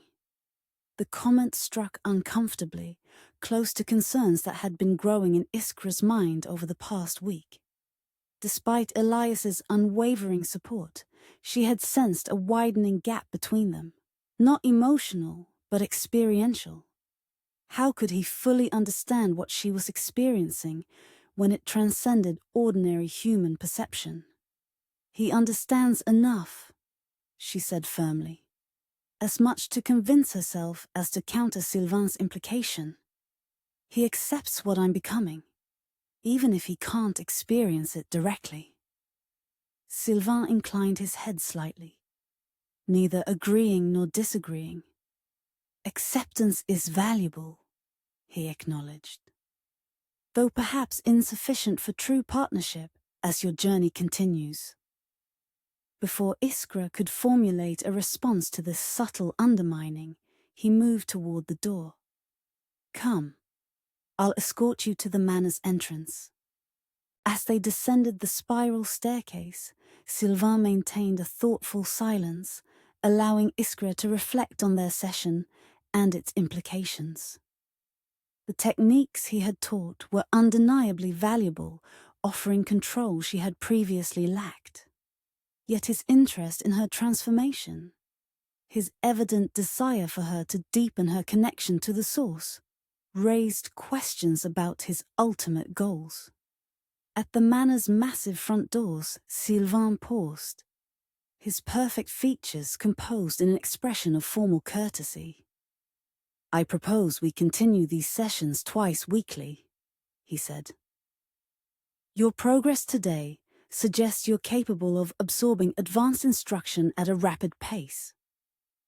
Iskra considered the offer carefully. Despite her reservations about Silvain's motives, she couldn't deny the value of his teaching. Without proper guidance, her abilities remained as much a danger as an asset. "Once weekly," she countered. "I need time to practice what I've learned, to integrate it properly." A slight smile touched his lips, as if her negotiation amused him. "Very well. Though I would be available should you wish additional instruction between formal sessions." "I'll keep that in mind," she replied neutrally. He bowed slightly, the gesture both courtly and somehow mocking. "Until next week, then. May your practice prove fruitful." The doors opened of their own accord, revealing the path that led down to the coastal road and eventually to Ravnvik. Twilight had deepened into early evening, the first stars appearing in the eastern sky. As Iskra stepped outside, Silvain spoke once more, his melodious voice carrying a note of what might have been genuine concern. "Be cautious in your independent practice," he advised. "Some of the techniques we've covered today can have unexpected effects if performed incorrectly." "I'll be careful," she assured him, unsure whether to interpret his warning as sincere caution or a subtle attempt to make her more dependent on his guidance. With a final nod, she turned and began the walk back to Ravnvik, feeling Silvain's gaze on her back until she rounded a bend in the path and the manor disappeared from view. The journey gave her time to process the day's experiences, to sort through the knowledge she had gained and the questions that remained unanswered. Silvain had proven himself a knowledgeable and effective teacher, whatever his ulterior motives might be. The techniques he had shared would help her control her expanding abilities, potentially preventing the kind of dangerous overreach that had occurred at the Stone Circle. Yet his interest in the Codex Nocturnus, his evident fascination with her direct connection to the source, suggested goals beyond simply helping her master her inherited gifts. He wanted something more, something he believed her transformation might help him achieve. By the time she reached Agatha's cottage, night had fallen completely. Lights glowed in the windows, smoke rising from the chimney into the star-filled sky. The simple domesticity of the scene struck Iskra forcefully after hours spent in Silvain's arcane tower. The contrast between ordinary human life and the cosmic powers she had been manipulating suddenly stark. She paused at the garden gate, taking a moment to center herself, to shift her mindset from student of ancient magic to simply Iskra, friend to Agatha, companion to Elias, healer of Ravnvik. The transition felt increasingly difficult, the two aspects of her existence seeming to diverge further with each passing day. Before she could reach for the latch, the cottage door opened, revealing Elias silhouetted against the warm light from within. He stepped onto the porch, his expression unreadable in the darkness. "You're back," he said simply, his voice carefully neutral. "As promised," she replied, opening the gate and moving up the path towards him. "Before full dark." As she drew closer, she could see his face more clearly, the tension around his eyes, the slight furrow between his brows that appeared when he was concerned or troubled. He studied her with careful attention, as if looking for visible changes from her day with Silvain. "How was it?" he asked, making room for her to pass into the cottage. "Informative," she replied, stepping inside to find Agatha at her usual place by the hearth, her gnarled hands busy with mending. He knows a great deal about controlling the kind of power I'm dealing with. Elias followed her in, closing the door against the night chill. And did he share this knowledge freely? Or with conditions? The question held an edge that suggested he already anticipated the answer. Iskra removed her cloak, considering how to respond honestly without escalating his evident concern. He taught me techniques for channeling and directing energy, she said carefully. Methods for maintaining control under various circumstances. All practical, all immediately useful. And in return? Elias pressed, leaning against the doorframe, his arms crossed over his chest. Iskra met his gaze directly. He made no explicit demands, if that's what you're asking. Though he's clearly interested in my continued development, my deepening connection to the source. From her place by the fire, Agatha made a soft sound that might have been concern. The source is not to be approached lightly, she said, her rheumy eyes lifting from her mending to fix on Iskra.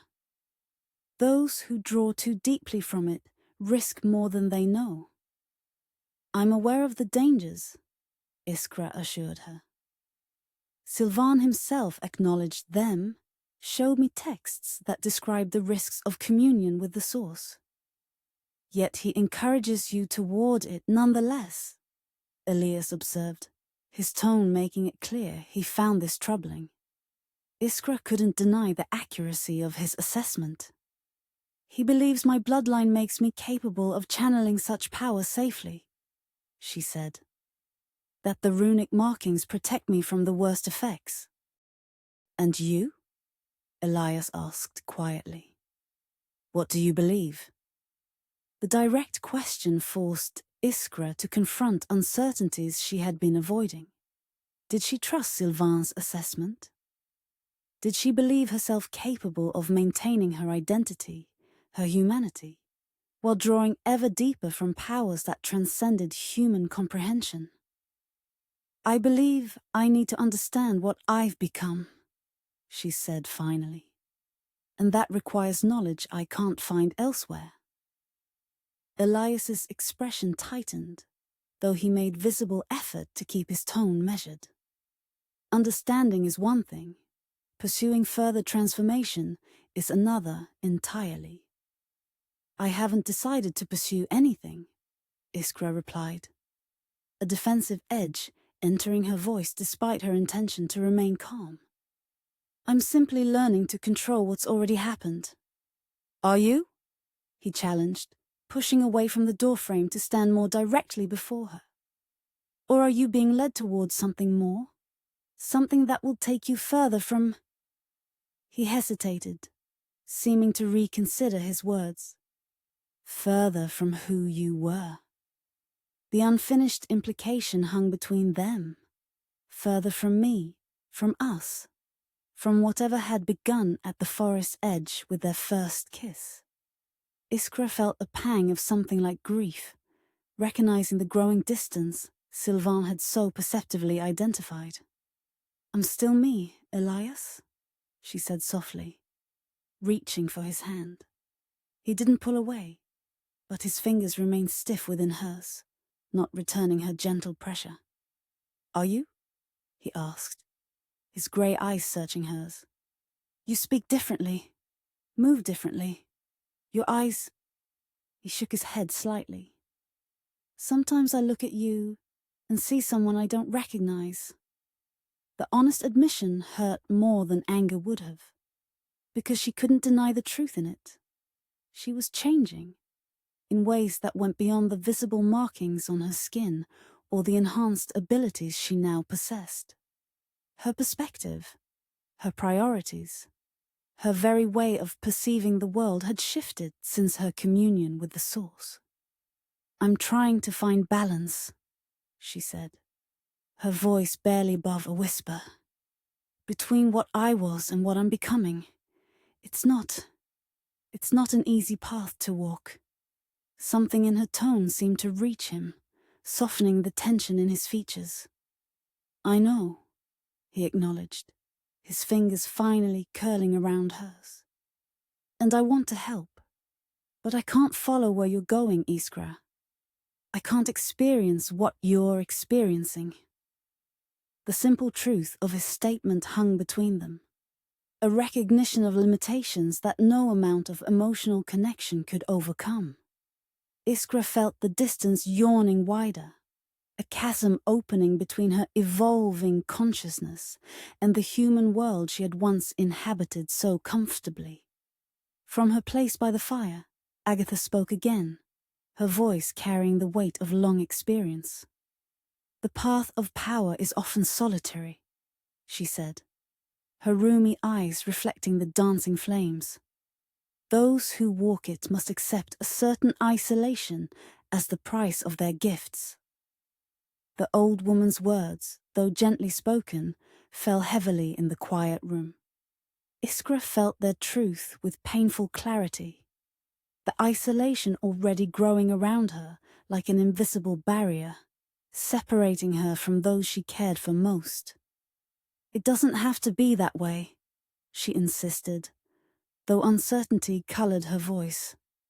I can learn to control these abilities without losing my connections, my humanity. Elias's expression suggested he wanted to believe her, but harbored significant doubts. I hope so, he said simply. The conversation lapsed into uncomfortable silence, broken only by the crackling of the fire and the soft sounds of Agatha's mending. After a moment, Elias released Iskra's hand, moving toward the door. I should check the perimeter, he said, falling back on practical concerns, on the soldiers' habits that provided structure and purpose. Make sure all is secure for the night. It was an excuse to step away, to process his thoughts alone. But Iskra didn't challenge it. Perhaps they both needed space to consider the widening gap between them, to determine whether it could be bridged or must simply be accepted. Of course, she said softly. I'll be here when you return. A shadow passed over his features. Doubt, perhaps, about whether that statement would remain true as her transformation continued. But he nodded, stepping outside into the darkness without further comment. When the door closed behind him, Agatha looked up from her mending once more. He fears losing you, she said simply. Not to death, but to something he cannot follow or fully understand. Iskra moved to sit beside the old healer, suddenly weary beyond physical exhaustion. And is he right to fear that? She asked, voicing the question that had haunted her since her communion with the Source. Am I becoming something that can no longer love as humans love, feel as humans feel? Agatha considered the question with the seriousness it deserved, her gnarled hands stilling in her lap. The greatest power, she said finally, is not in cosmic forces or ancient magic, but in choice, in deciding moment by moment what matters most to you. She reached out, her weathered fingers touching Iskra's hand where the runic markings peeked from beneath her sleeve. These channel power, yes, but they do not determine how you use it, or what you value, or who you choose to be. The simple wisdom steadied Iskra, offering a perspective that transcended both Silvain's seductive promises of power and Elias's fears of what she might become. Choice remained. The fundamental human capacity to determine one's own path, regardless of circumstances or inherited gifts. Thank you, she said softly, covering Agatha's hand with her own. The old healer nodded, returning to her mending with the practical attitude that had sustained her through a long life of witnessing both ordinary and extraordinary events. Now eat something, she instructed. Magic uses the body's resources as surely as physical labor. There's stew keeping warm on the hearth. Grateful for the return to mundane concerns, Iskra did as suggested, finding comfort in the simple act of nourishing her physical form after hours of manipulating cosmic energies. As she ate, she reflected on the day's experiences, on the knowledge gained and the questions raised. Silvain offered power and understanding, a path to mastering abilities that might otherwise overwhelm her. But his guidance came with implicit expectations, with a vision of her transformation that might not align with her own desires or values. Elias offered human connection, emotional anchoring in a world increasingly alien to her expanded consciousness. But his support was tempered by fear, by the recognition that he could not fully comprehend what she was experiencing or becoming. Between these poles, Iskra found herself increasingly isolated, neither fully part of the arcane world Silvain represented, nor entirely connected to the human realm she had once inhabited so naturally. The path forward seemed to demand sacrifice either way, abandoning her humanity to embrace her power fully, or limiting her potential to maintain her human connections. Unless, perhaps, there was a third way, a path that allowed for both power and love, for both extraordinary ability and ordinary human connection. A balance that honored her heritage without surrendering her identity, that embraced her gifts without rejecting her humanity.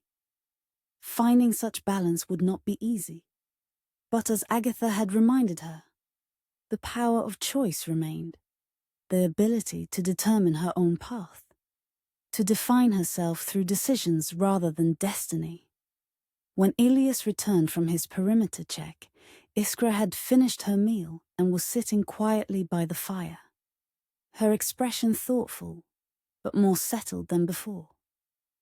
He paused in the doorway, studying her with careful eyes before moving to join her. "All secure," he reported. The simple statement, carrying layers of meaning beyond its literal content. A reassurance that some things, at least, remained within his power to protect and maintain. "Thank you," she replied, making room for him beside her on the hearth bench. He sat, maintaining a slight distance between them. Not rejection, but caution, a recognition of the complexity of their situation. For several minutes they remained silent, watching the dancing flames, each absorbed in private thoughts. "I'm afraid," Elias said finally, his voice low enough that Agatha, dozing in a chair across the room, wouldn't hear. "Not of you, but for you, of what this power might cost you in the end." The admission, so honestly offered, touched Iskra deeply. "I know," she acknowledged. "And your concern matters to me, more than I can adequately express." He turned to look at her directly, his grey eyes reflecting the firelight. "Silvain speaks of power as if it's the only thing worth pursuing," he said. "As if human connections, human emotions, are limitations to be transcended rather than foundations to be valued." "And you disagree?" she surmised. "Completely," he confirmed, his voice gaining intensity, though remaining quiet. "I've seen what happens to those who pursue power at the expense of their humanity. They become hollow, burning from the inside out with energies that consume rather than fulfill." The description resonated with fears Iskra had harbored since her transformation began. The possibility of becoming something that retained her form but lost her essence, her core self. "Is that what you see happening to me?" she asked softly, needing his honest assessment despite fearing it. Elias considered the question carefully before answering. "Not yet," he said finally. "But I see the potential for it. The pull towards something that might seem like transcendence, but could actually be dissolution. The word captured precisely what Iskra had felt during her communion with the Source. The sensation of her individual identity dissolving into something vast and impersonal, losing definition and boundaries. "I don't want that," she said, her voice firm with conviction. "Whatever else changes, whatever abilities I develop or knowledge I gain, I don't want to lose myself in the process." Relief flickered across his features, though caution remained evident in his eyes. "Then be careful whose guidance you follow," he advised. "Whose vision of your potential you allow to shape your choices." The warning was clear without being explicitly directed at Silvain. A reminder that those who offered power often had their own agendas, their own ideas about how that power should be used. "I will be," she promised. "And I'll remember what matters most to me, regardless of how my abilities evolve." He nodded, some of the tension easing from his shoulders. After a moment's hesitation, he reached for her hand, his fingers curling around hers with gentle pressure.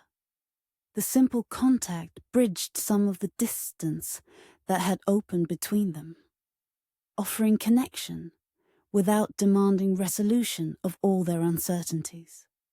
They sat together in companionable silence as the fire burned lower, each contemplating the path ahead and the choices it would require.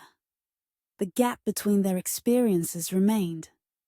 Iskra's expanding consciousness, her direct connection to cosmic forces beyond ordinary human perception, creating a divide that no amount of emotional closeness could entirely bridge. But in that moment, with their hands joined in the quiet understanding between them, the isolation Iskra had felt earlier seemed less absolute, less inevitable. Perhaps balance was possible after all, not perfect integration of her dual nature, but a life that honored both aspects without surrendering either entirely. Outside the cottage, unseen by either of them, a raven perched on the garden gate, its eyes gleaming with unnatural intelligence as it observed the scene through the window.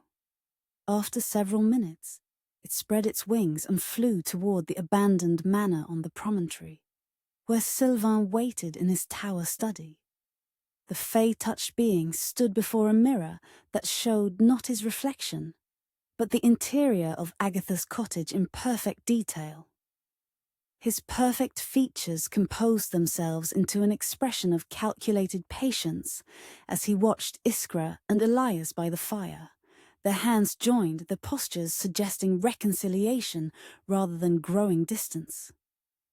"A complication," he murmured, his melodious voice carrying notes of both irritation and respect. "But not an insurmountable one." He waved a hand, dissolving the image in the mirror. Then he turned to the Codex Nocturnus, still resting on its pedestal, where he had placed it during Iskra's lesson. His fingers traced the book's strange surface with familiar intimacy. "The wheel turns," he said softly to the empty room. "The blood remembers, and all paths lead where they must, regardless of those who walk them." The book seemed to pulse beneath his touch, its surface rippling like dark water disturbed by an unseen current. Within its depths, knowledge waited. Knowledge of rituals long forgotten, of powers long dormant, of possibilities that existed at the intersection of multiple realities. Knowledge that required Valen blood to unlock, Mandrake's touch to activate, and a vessel capable of channeling energies beyond ordinary human comprehension. Silvain smiled, his green eyes reflecting the strange non-light that emanated from the Codex. Patience had always been his greatest virtue, and the path, though temporarily complicated by human attachments and emotions, remained clear before him. The seduction of power had begun. And power, once tasted, was rarely relinquished willingly. Chapter 13. The Crimson Thread. Dawn broke over Ravnvik with a peculiar crimson hue, as if the sun itself bled into the morning sky. Iskra stood at the edge of the forest, far from prying ice, her breath forming small clouds in the chill air. 3 weeks had passed since her first lesson with Silvain, and she had been diligently practicing the techniques he taught her. The runic markings on her skin pulsed with a steady rhythm, no longer painful, but a constant reminder of her transformation. She extended her hand toward a fallen log 20 paces away, focusing her will through the channel Silvain had helped her identify within herself. "Luft," she whispered, though the word itself held no power. The true command flowed through the crimson lines etched into her skin. The massive log trembled, then rose slowly into the air. Iskra held it suspended, rotating it with subtle movements of her fingers. Unlike her earlier attempts, which had left her exhausted and drained, she now maintained control with relative ease. The techniques Silvain had taught her allowed for more efficient channeling of energy, drawing from the land itself, rather than depleting her personal reserves. She guided the log through a complex series of movements, testing the precision of her control. When she finally allowed it to settle back to the ground, she felt only a mild fatigue rather than the bone-deep exhaustion such feats had once caused. "Psst, progress," she murmured to herself, satisfaction mingling with unease. The ease with which she now manipulated physical objects was both exhilarating and troubling.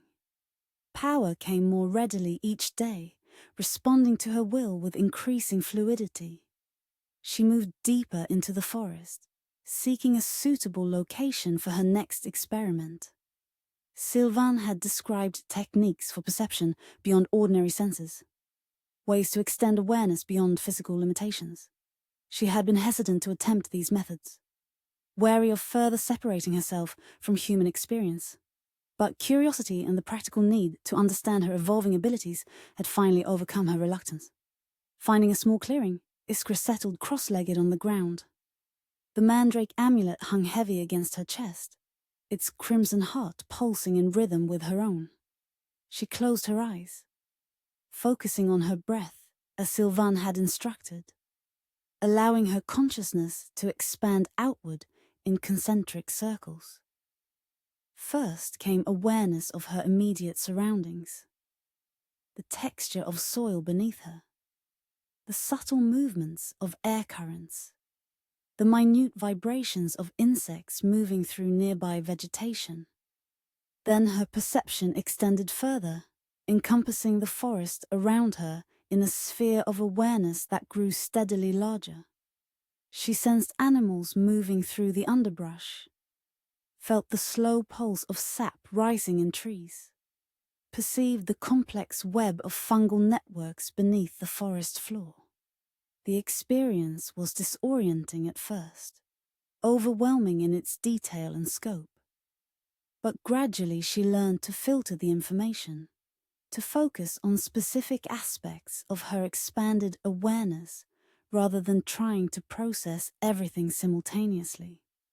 When she extended her perception toward Ravnvik, however, something unexpected occurred. Rather than the familiar pattern of human activities she had anticipated, she encountered a strange distortion, as if some force had overlaid the village with a subtle web of energy that pulsed with a rhythm different from the natural flow of life. Disturbed, Iskra withdrew her expanded awareness, returning fully to her physical form with a gasp. The transition was jarring, like being suddenly confined after experiencing boundless freedom. She sat motionless for several minutes, processing what she had sensed. Something was wrong in Ravnvik. something that hadn't been present before she began her training with Silvain. Rising to her feet, Iskra made her way back toward the village, her mind troubled by possibilities she wasn't yet ready to confront. As she approached the outskirts of Ravnvik, she noticed subtle changes that her ordinary senses might have missed before her transformation. A strange tension hung in the air, almost palpable. Villagers moved through their morning routines with slightly altered gaits, their expressions subtly vacant. Outside the bakery, she encountered Marta Olsen, a woman she had treated for joint pain several times. Normally cheerful and talkative, Marta now moved with an odd, mechanical precision, her eyes slightly unfocused. "Good morning, Marta," Iskra greeted her cautiously. The woman turned slowly, her gaze taking a moment to fix on Iskra's face. "Morning," she replied, her voice flat and emotionless. "Fine day. Are you feeling well?" Iskra asked, studying the woman carefully. "Your joints aren't troubling you?" "I am well," Marta stated with unnatural certainty. "Better than before. Everything is clearer now." A chill ran through Iskra that had nothing to do with the morning air. "Clearer how?" Marta's lips curved in a smile that didn't reach her eyes. "The purpose, the pattern, the coming change." She leaned slightly closer, her voice dropping to a whisper. "The crimson thread binds us all." Before Iskra could question her further, Marta continued on her way, moving with that same unsettling precision. Iskra watched her go, unease growing into genuine alarm. Something was influencing the villagers, altering their behavior and perceptions in subtle but significant ways. As she moved through Ravnvik toward Agatha's cottage, Iskra observed similar changes in others. A strange detachment in their expressions, an unnatural precision in their movements, and occasionally, that same phrase murmured between them. "The crimson thread binds us all." By the time she reached Agatha's garden gate, her concern had deepened into dread. She found the old healer in her herb garden, her gnarled hands moving methodically among the plants. For a terrible moment, Iskra feared Agatha too had been affected by whatever influence had taken hold of the village. But when the old woman looked up, her rheumy eyes were clear and sharp as ever, her expression one of genuine concern rather than vacant acceptance. "You've seen it then," Agatha said. Not a question, but a statement of fact. "The change in the them?" Relief washed through Iskra. "Yes, what's happening, Agatha? They're like sleepwalkers, moving through routines, but not truly present." Agatha straightened slowly, her joints protesting the movement. "It began 3 days ago," she said, her voice low. "Subtle at first, just a strange mood, a collective distraction. But it's deepened since then, spread through the village like a contagion." 3 days, Iskra repeated, the timing significant. Her last session with Silvain had been 4 days ago. "Where's Ellis?" "Gone to investigate reports of strange markings found in the fields beyond the northern farms," Agatha replied. "Blood sigils, according to Farmer Erickson, left during the night, with no tracks or traces of who might have created them." The information sent another chill through Iskra. Blood sigils were powerful magical workings, using the life essence of sacrifices to create lasting enchantments. They were forbidden knowledge, their use considered taboo, even among those who practiced the old ways. "When did the sigils appear?" she asked, though she already suspected the answer. "First one was found 3 days ago," Agatha confirmed. "New ones have appeared each night since, forming a pattern around the village." Elias believes they're connected to the changes we're seeing in people. Iskra nodded grimly. They almost certainly are. Blood sigils can be used to influence minds, to create a collective susceptibility to suggestion. Knowledge she shouldn't have possessed came readily to her mind. Another disturbing effect of her studies with Silvain and her communion with the source. "You recognize this working," Agatha observed, her shrewd eyes studying Iskra's face. "From your lessons with him." There was no need to specify who him was. "Not directly," Iskra replied carefully. "He's never taught me blood magic, but some of the texts he's shown me mention such techniques, ancient methods for preparing a population for significant change." "Preparing them," Agatha repeated, her voice hardening. "Like livestock being readied for slaughter." The harsh assessment wasn't entirely accurate, but it contained enough truth to make Iskra wince. "Not slaughter," she corrected. "More like conditioning, making them receptive to new realities, new leadership." Agatha's eyes narrowed. "His leadership, I presume." Iskra couldn't deny the logical conclusion. The timing, the nature of the enchantment, the subtle phrase being passed among the affected villagers, all pointed to Silvain's involvement. Yet she found herself reluctant to make the final leap, to accept that her teacher had been manipulating not just her, but the entire village for his own purposes. "I need to see these sigils," she said, instead of answering directly. "And I need to speak with Elias." Agatha nodded, turning toward her cottage. "Take my walking stick," she said. "The northern path is rough going in places." As Iskra retrieved the gnarled oak staff from beside the door, Agatha added, "Be careful, child. Whatever's happening here goes beyond ordinary manipulation. There's old magic at work, the kind that demands blood and binds souls." "I'll be careful," Iskra promised, though she wondered if she was already too entangled in whatever web Silvain was weaving to extract herself safely. The northern path took her past farms and fields, where workers moved with the same unsettling precision she had observed in the village. They acknowledged her with vacant nods, their eyes sliding past her as if she were less substantial than their surroundings. None tried to stop her or question her presence, which was unusual in itself.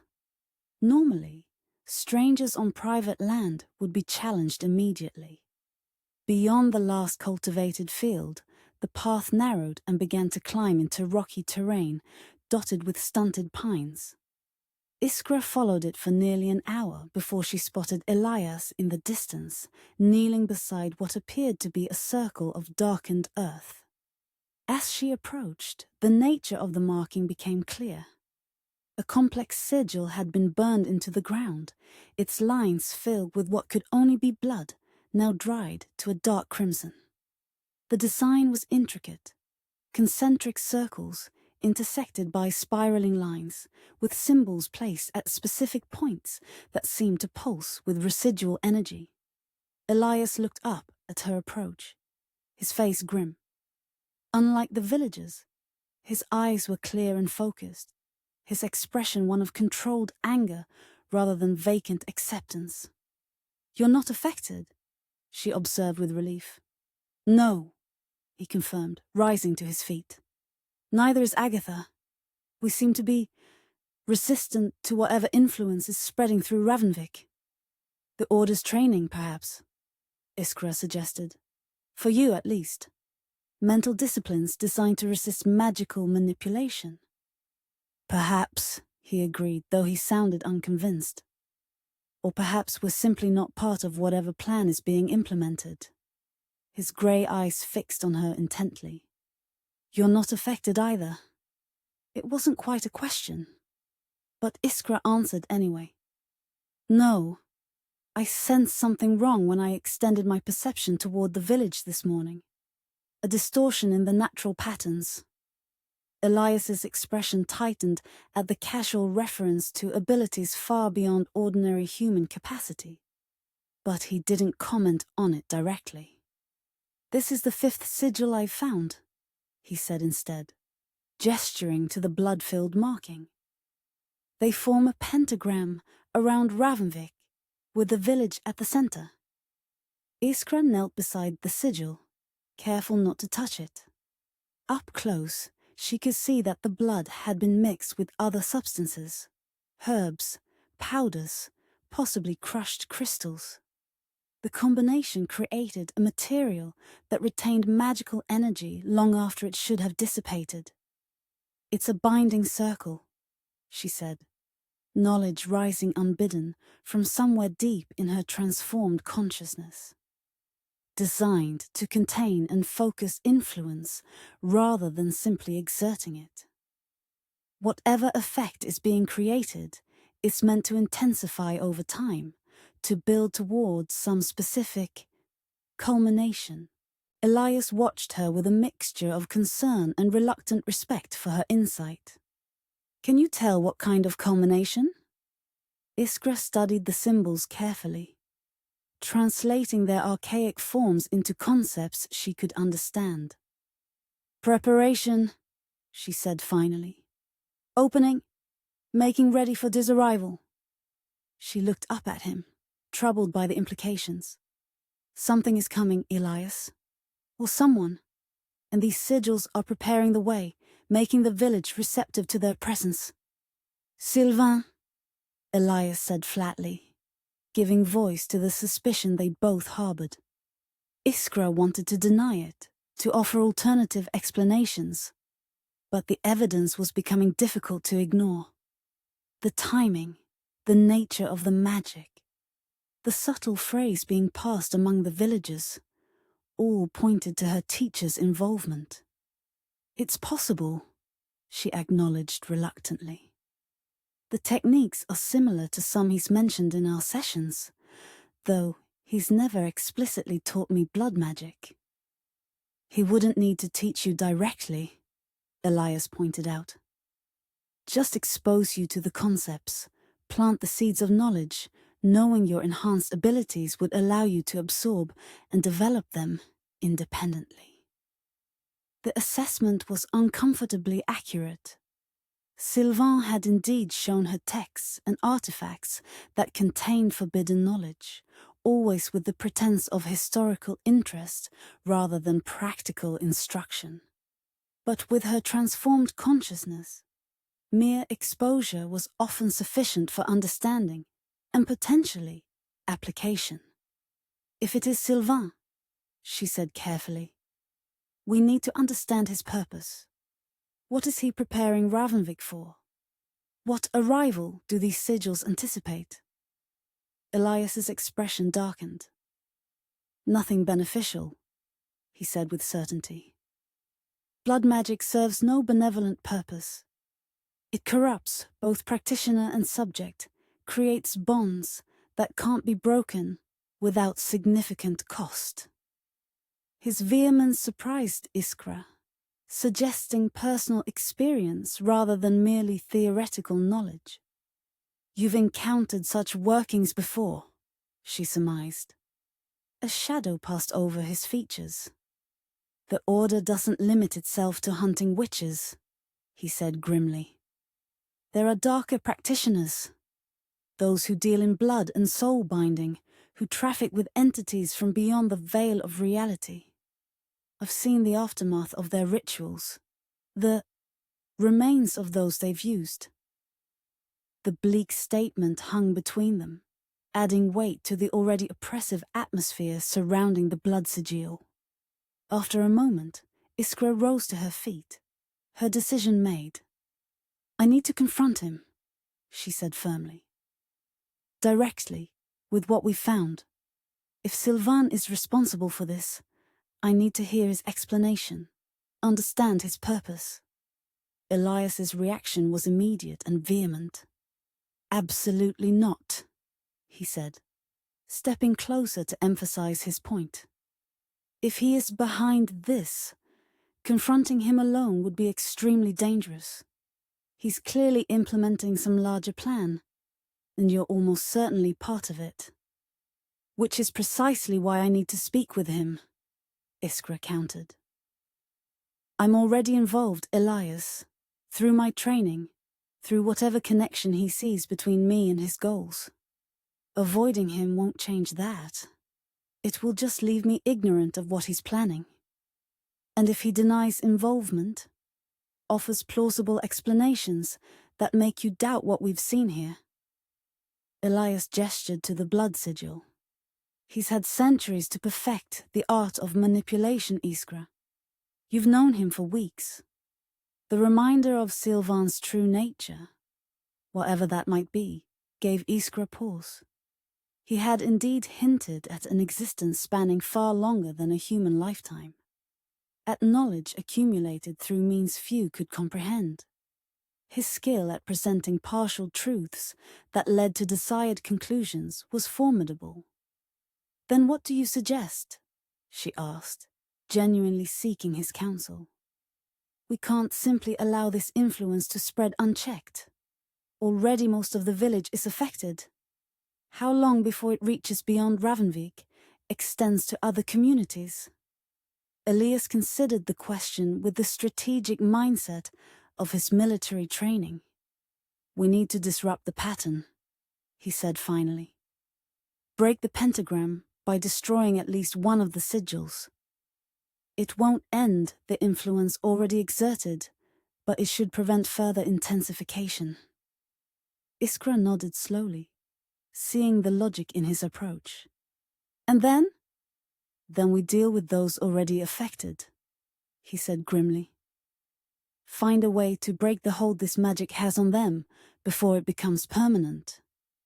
It was a practical plan, focused on immediate harm reduction, rather than confronting the source directly.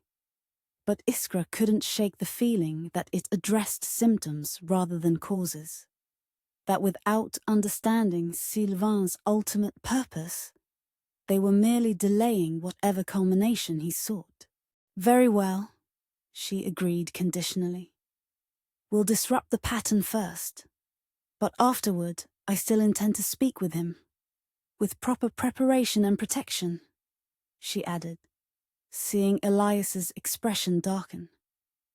I won't walk blindly into whatever he's planning. Elias clearly wanted to object further, but recognized the determination in her voice. We'll discuss that after we've dealt with the immediate threat, he said.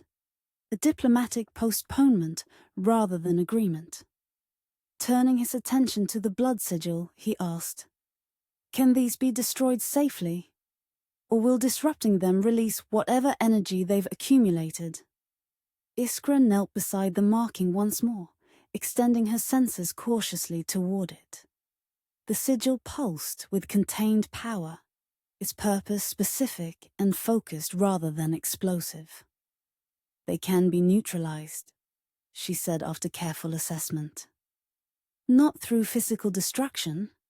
That might indeed release the energy unpredictably, but through counter-sigils, symbols that negate their purpose. Can you create such counter-sigils? Elias asked, watching her closely. The question gave Iskra pause.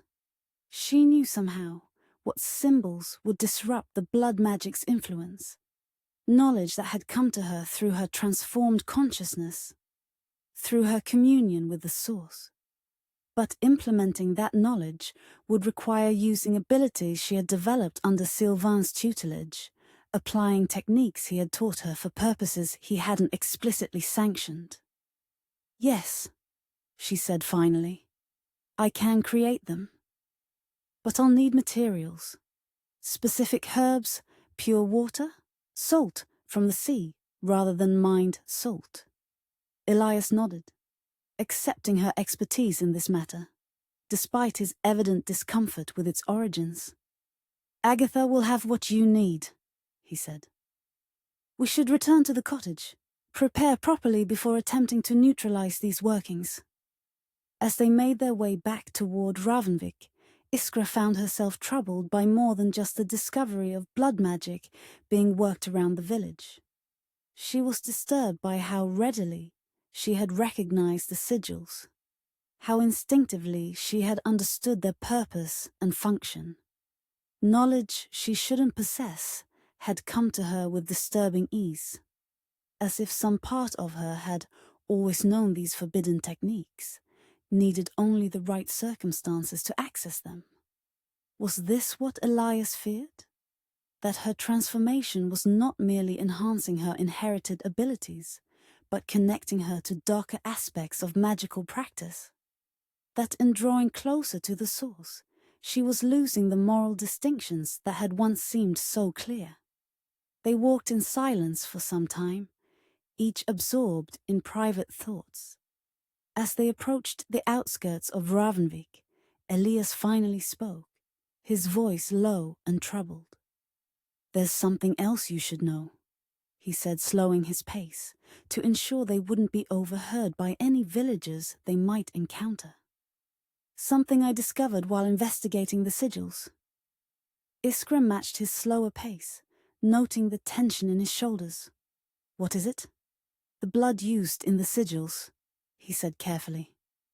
"It's not animal blood, as I first assumed. It's human, but with something else mixed into it. Something that makes it more potent, more enduring than ordinary human blood would be." A cold certainty settled in Iskra's stomach. "Mandrake extract," she said, her hand rising unconsciously to the amulet at her throat. "The blood has been infused with essence of mandrake." Elias nodded grimly. "That was my suspicion as well. Which means these workings are specifically designed to interact with mandrake power," Iskra finished for him. "With the kind of energy I now channel through the runic markings." The implication hung between them, too disturbing to voice directly. That the blood sigils and Iskra's own transformation might be connected components of whatever plan Silvain was implementing. That her training with him, her developing abilities, might be integral to whatever arrival the sigils were preparing for. "We need to move quickly," Elias said, his pace increasing once more. "Before the pattern is completed, before whatever is meant to happen reaches its culmination." Iskra matched his stride, her mind racing with possibilities and implications. If Silvain had indeed been manipulating her from the beginning, using her transformation to further goals he hadn't disclosed, then everything he had taught her was suspect. Every technique, every insight, every seemingly benevolent piece of guidance might be leading her towards some purpose she hadn't consented to serve. Yet she couldn't deny the reality of her enhanced abilities, the genuine control she had gained through his instruction. Whatever his ultimate motives, the knowledge he had shared had helped her manage her transformation, had prevented the kind of dangerous overreach that had occurred at the stone circle. This ambiguity, this mixture of apparent benefit and potential manipulation, made it difficult to judge his actions with the moral clarity Elias seemed to possess. Where her companion saw clear evidence of malevolent intent, Iskra perceived a more complex situation, with motivations and goals she didn't yet fully understand. As they entered Ravnvik proper, the strange atmosphere Iskra had noticed earlier seemed even more pronounced. Villagers moved through their daily routines with mechanical precision, their expressions vacant, their interactions with each other reduced to minimal exchanges focused entirely on practical matters. Occasionally, she caught fragments of that same phrase passed between them. "The crimson thread binds us all." At Agatha's cottage, they found the old healer waiting for them, her expression grave. More have fallen under the influence, she reported as they entered. Nearly the entire village now.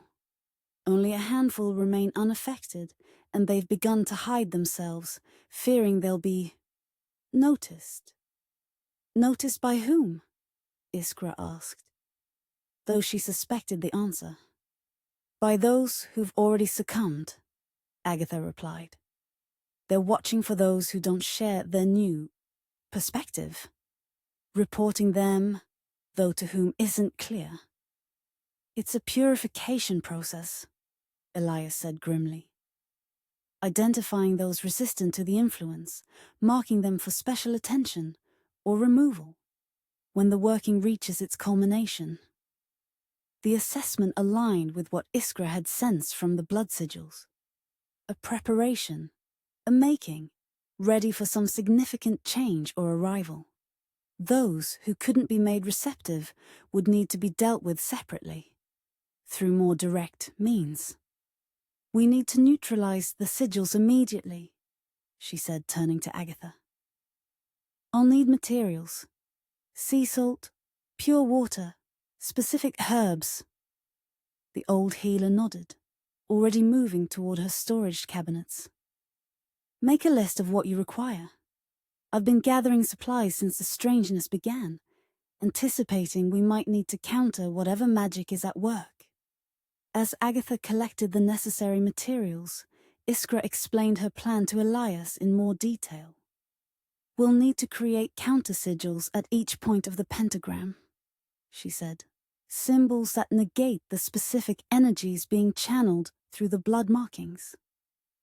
It won't undo the influence already exerted, but it should prevent further intensification and block whatever culmination is being prepared for. And after that? He asked, his grey eyes studying her intently. How do we free those already under the influence? It was the more difficult question, one Iskra had been considering since they discovered the nature of the enchantment. The influence should weaken once the pentagram is broken, she said carefully.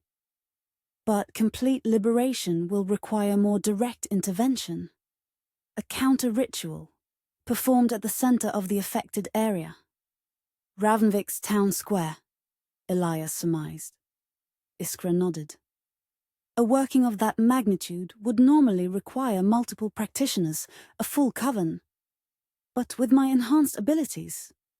She hesitated, aware of how her casual reference to powers beyond normal human capacity affected Elias. I believe I can generate sufficient energy alone, especially if you and Agatha provide support through more traditional means. The plan was taking shape in her mind. A combination of techniques Silvain had taught her, a knowledge that had come through her communion with the source, adapted to counter the specific influence being exerted over Ravnvik. The irony wasn't lost on her, using abilities developed under his tutelage to disrupt what appeared to be his own working. What of Silvain himself? Elias asked, giving voice to the concern Iskra had been avoiding. If we disrupt his plan, he's unlikely to simply accept the setback. He'll respond, possibly directly. One problem at a time, Iskra replied, though she shared his concern. First, we break the pentagram and free the villagers. Then we deal with whatever comes after. Agatha returned with a basket containing the materials Iskra had requested. Sea salt gathered from tidal pools. Water from a sacred spring deep in the forest. Herbs with protective and cleansing properties. Beeswax candles made with specific intentions. The old healer had indeed been preparing for this eventuality, collecting supplies that would be useful against various forms of magical influence. You'll need to work quickly, she advised as Iskra sorted through the materials. The influence grows stronger with each passing hour. Already some of the affected have begun gathering in the town square at dusk. performing some kind of collective ritual they claimed not to remember afterward. This new information heightened the urgency of their task. Whatever culmination the blood sigils were preparing for, it was clearly approaching rapidly.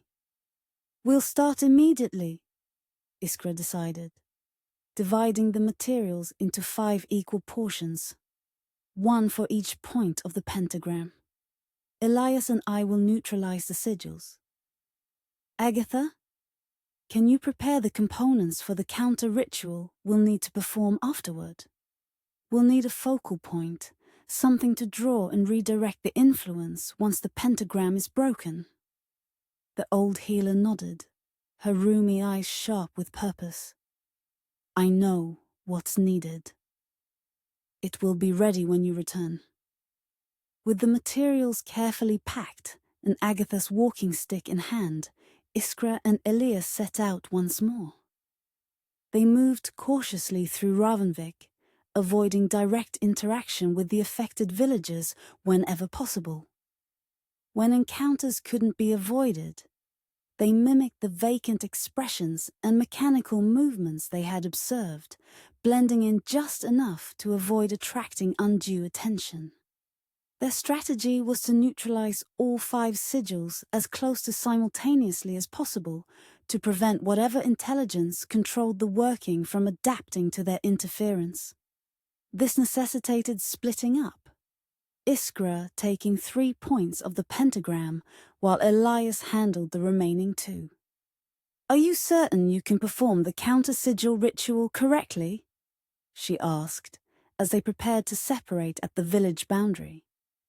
"The symbols must be precise, the materials combined in specific proportions." Elias nodded, his expression determined. "I've observed enough ritual magic during my time with the Order to understand the basic principles, and your instructions were clear." He hesitated, then added, "But if something goes wrong, if I encounter resistance I can't handle alone, I won't take unnecessary risks. Better to retreat and try again than to be captured or incapacitated." It was a sensible approach, reflecting his military training and experience. Iskra appreciated his pragmatism, even as she worried about the dangers he might face. The blood sigils were powerful workings, potentially capable of defending themselves against interference. "Be careful," she said simply, resisting the impulse to touch him, to establish physical connection before they separated. Such gestures felt increasingly significant, increasingly precious, as her transformation continued to create distance between her experience and ordinary human interaction. "You as well," he replied, his grey eyes holding hers for a moment longer than necessary. Then he turned and moved swiftly toward the eastern point of the pentagram. His figure soon lost among the scattered farms and fields that surrounded Ravnvik. Iskra took a deep breath, centering herself before setting out toward the northern point they had discovered earlier. The other 2 sigils she would need to neutralize lay to the northwest and northeast, forming a rough arc that she could traverse efficiently if she moved quickly. The northern sigil was as they had left it, its blood-filled lines pulsing with contained energy. Kneeling beside it, Iskra unpacked the materials Agatha had provided, arranging them in the specific pattern the counter-ritual required. Sea salt to purify, spring water to cleanse, herbs to redirect, beeswax candles to illuminate and focus. As she began the ritual, drawing counter-symbols in the earth around the blood sigil, she felt resistance, a subtle pressure against her will, as if the original working recognized her interference and sought to prevent it. The sensation confirmed her suspicion that these were no ordinary magical workings, but sophisticated enchantments capable of adapting to threats. Drawing on the techniques Silvain had taught her, Iskra channeled energy through the runic markings on her skin, focusing her enhanced abilities with precision rather than raw force. The counter-symbols began to glow with a soft blue light, their power intersecting with the crimson energy of the blood sigil in a complex pattern of cancellation and redirection. For several tense minutes, the outcome remained uncertain. The original working resisting neutralization, its blood-infused lines pulsing more rapidly, as if in distress. Then gradually, the resistance weakened. The crimson glow faded, the blood itself seeming to dry and crumble as its magical properties were neutralized. When the process was complete, nothing remained of the original sigil but a scorched pattern in the earth, devoid of power or purpose. Iskra gathered her materials quickly, aware that time was precious. 2 more sigils awaited her attention, and she needed to complete her task before whatever intelligence controlled the working realized what was happening and took countermeasures. The northwestern sigil proved more challenging. Located in a marshy area where the ground was less stable, it required careful adaptation of the counter-ritual to account for the different terrain. The resistance was stronger here as well, suggesting the pentagram's power might not be evenly distributed, but concentrated in certain points. Still, with focused effort and careful application of the techniques she had developed, Iskra succeeded in neutralizing this sigil as well. By the time she finished, however, she could sense a change in the ambient energy surrounding Ravnvik. A disturbance, an awareness that something was interfering with the established pattern. Moving as quickly as the difficult terrain allowed, she made her way toward the northeastern point of the pentagram. Halfway there, she felt a sudden surge of power from the direction of the village. A concentrated burst of energy that made the runic markings on her skin burn with responsive heat. Someone had noticed their interference. Someone was taking action to protect the remaining sigils. Iskra increased her pace, ignoring the branches that whipped at her face and the uneven ground that threatened her footing. She needed to reach the northeastern sigil before whatever countermeasures were being implemented could take full effect. When she finally located the sigil, hidden in a small clearing among dense pines, she found it changed from what she had expected. The blood-filled lines pulsed with intensified energy, and additional symbols had appeared around its perimeter.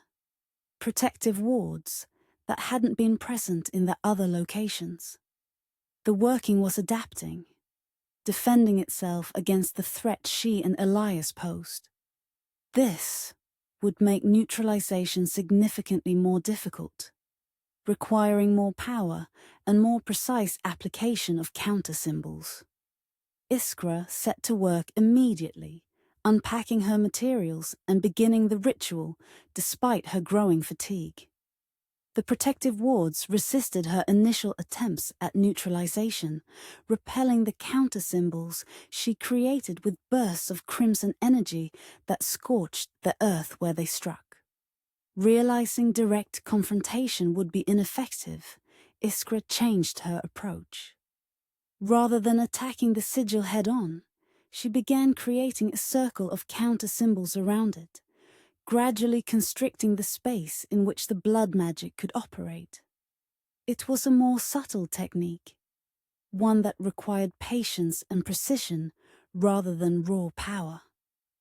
Slowly, methodically, she tightened the circle, each new counter-symbol adding to the pressure on the original working. The blood sigil's resistance grew increasingly desperate, its energy fluctuating wildly as it sought escape from the constricting influence of her ritual. When the breakthrough finally came, it was sudden and dramatic. The protective wards collapsed inward, their energy turning back on the sigil they had been designed to defend. The blood-filled lines flared with intense crimson light, then faded rapidly as their power was neutralized. Iskra sat back on her heels, breathing heavily from the extended effort. 3 sigils neutralized. Her part of the task complete. Now she could only hope that Elias had been equally successful with the remaining 2 points of the pentagram. As if in answer to her unspoken question, she felt a subtle shift in the ambient energy surrounding Ravnvik, a loosening of the pattern that had been established, a weakening of the influence that had spread through the village. Not a complete dissolution, but a significant disruption of whatever working had been in progress. Elias had succeeded, at least partially. The pentagram was broken. Gathering her remaining materials, Iskra made her way back toward Ravnvik, alert for signs of how their interference might have affected the village and its enchanted inhabitants. As she approached the outskirts, she noticed subtle changes, villagers moving with less mechanical precision, occasional moments of confusion interrupting their vacant expressions, as if they were beginning to question the state they found themselves in. The influence was weakening, just as she had predicted, but it hadn't disappeared entirely. The blood sigils had been neutralized, but the effect they had created persisted in diminished form, sustained now by the collective belief of those already affected, rather than by direct magical compulsion. This was why the counter-ritual in the town square remained necessary, to break the remaining influence completely, to free the villagers from the lingering enchantment before it could be reinforced through other means. Iskra found Elias waiting for her at the agreed meeting point, a small copse of trees just outside the village proper. His clothing was torn in places, and a shallow cut ran along his left cheekbone, but his eyes were clear and focused, his expression one of grim satisfaction. "You succeeded," she said, relief evident in her voice. He nodded, touching the cut on his face absently. Not without resistance.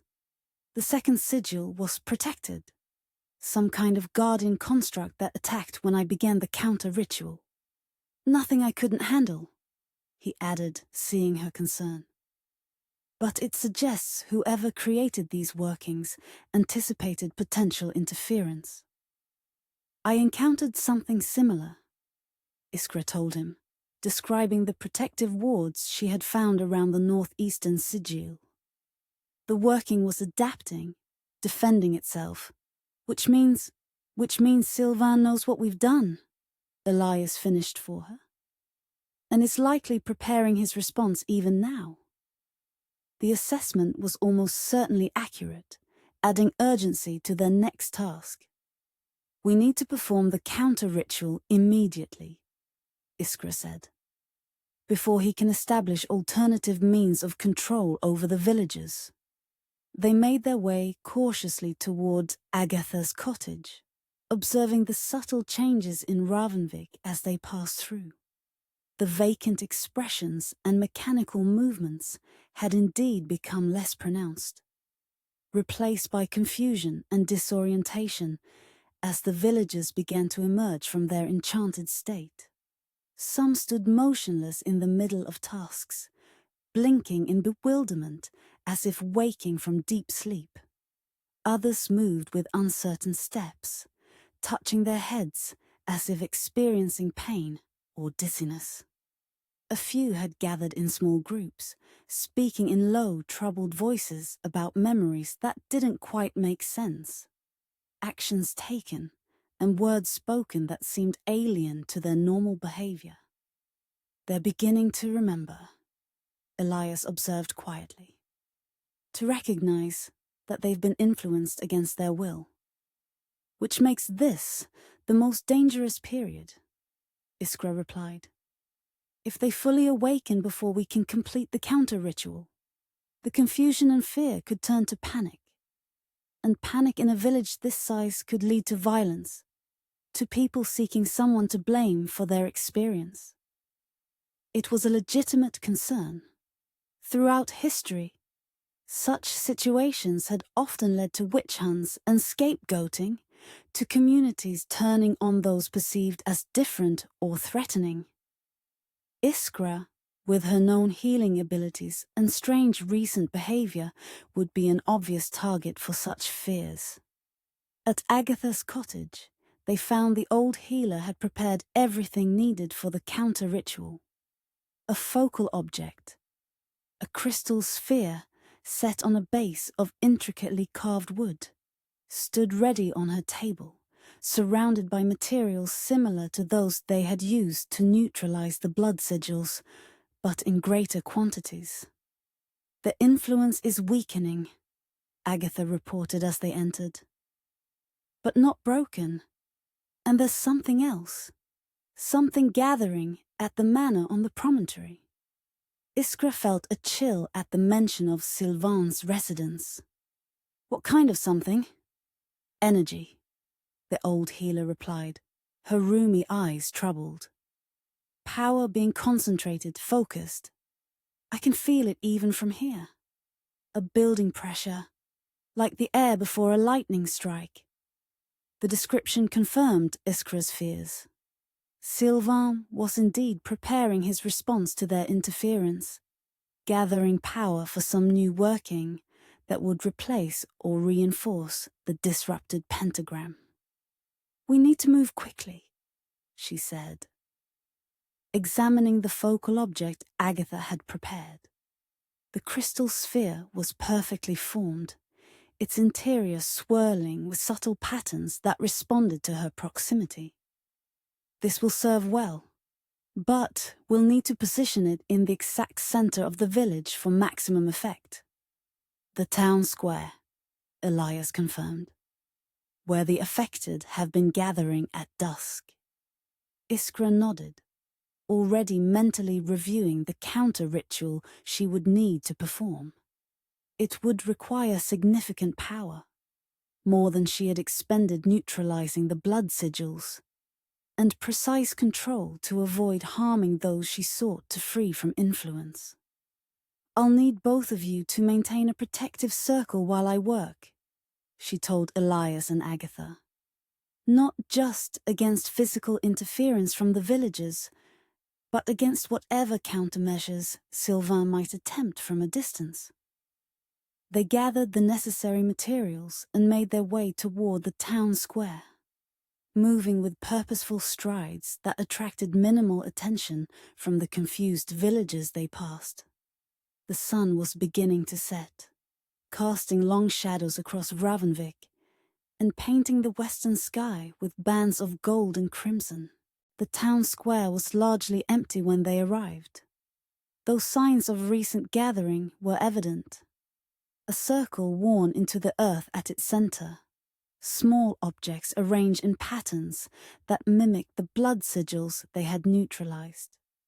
Whatever ritual the affected villagers had been performing here at dusk, it had clearly been connected to the larger working centered on the pentagram. Iskra directed Elias and Agatha to establish their protective circle while she prepared the focal object, positioning the crystal sphere at the exact center of the square and arranging the accompanying materials in the specific pattern the counter-ritual required.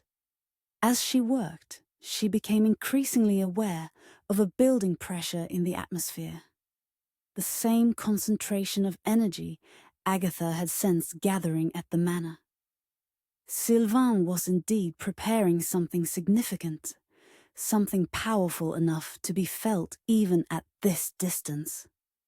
"We need to hurry," she told her companions, her voice tense with urgency. "Whatever he's planning, it's approaching completion." The protective circle established, Iskra took her position at the center of the square, the crystal sphere before her. Drawing on the techniques Silvain had taught her, techniques she now used against his own working, she began channeling energy through the runic markings on her skin. focusing her enhanced abilities with careful precision.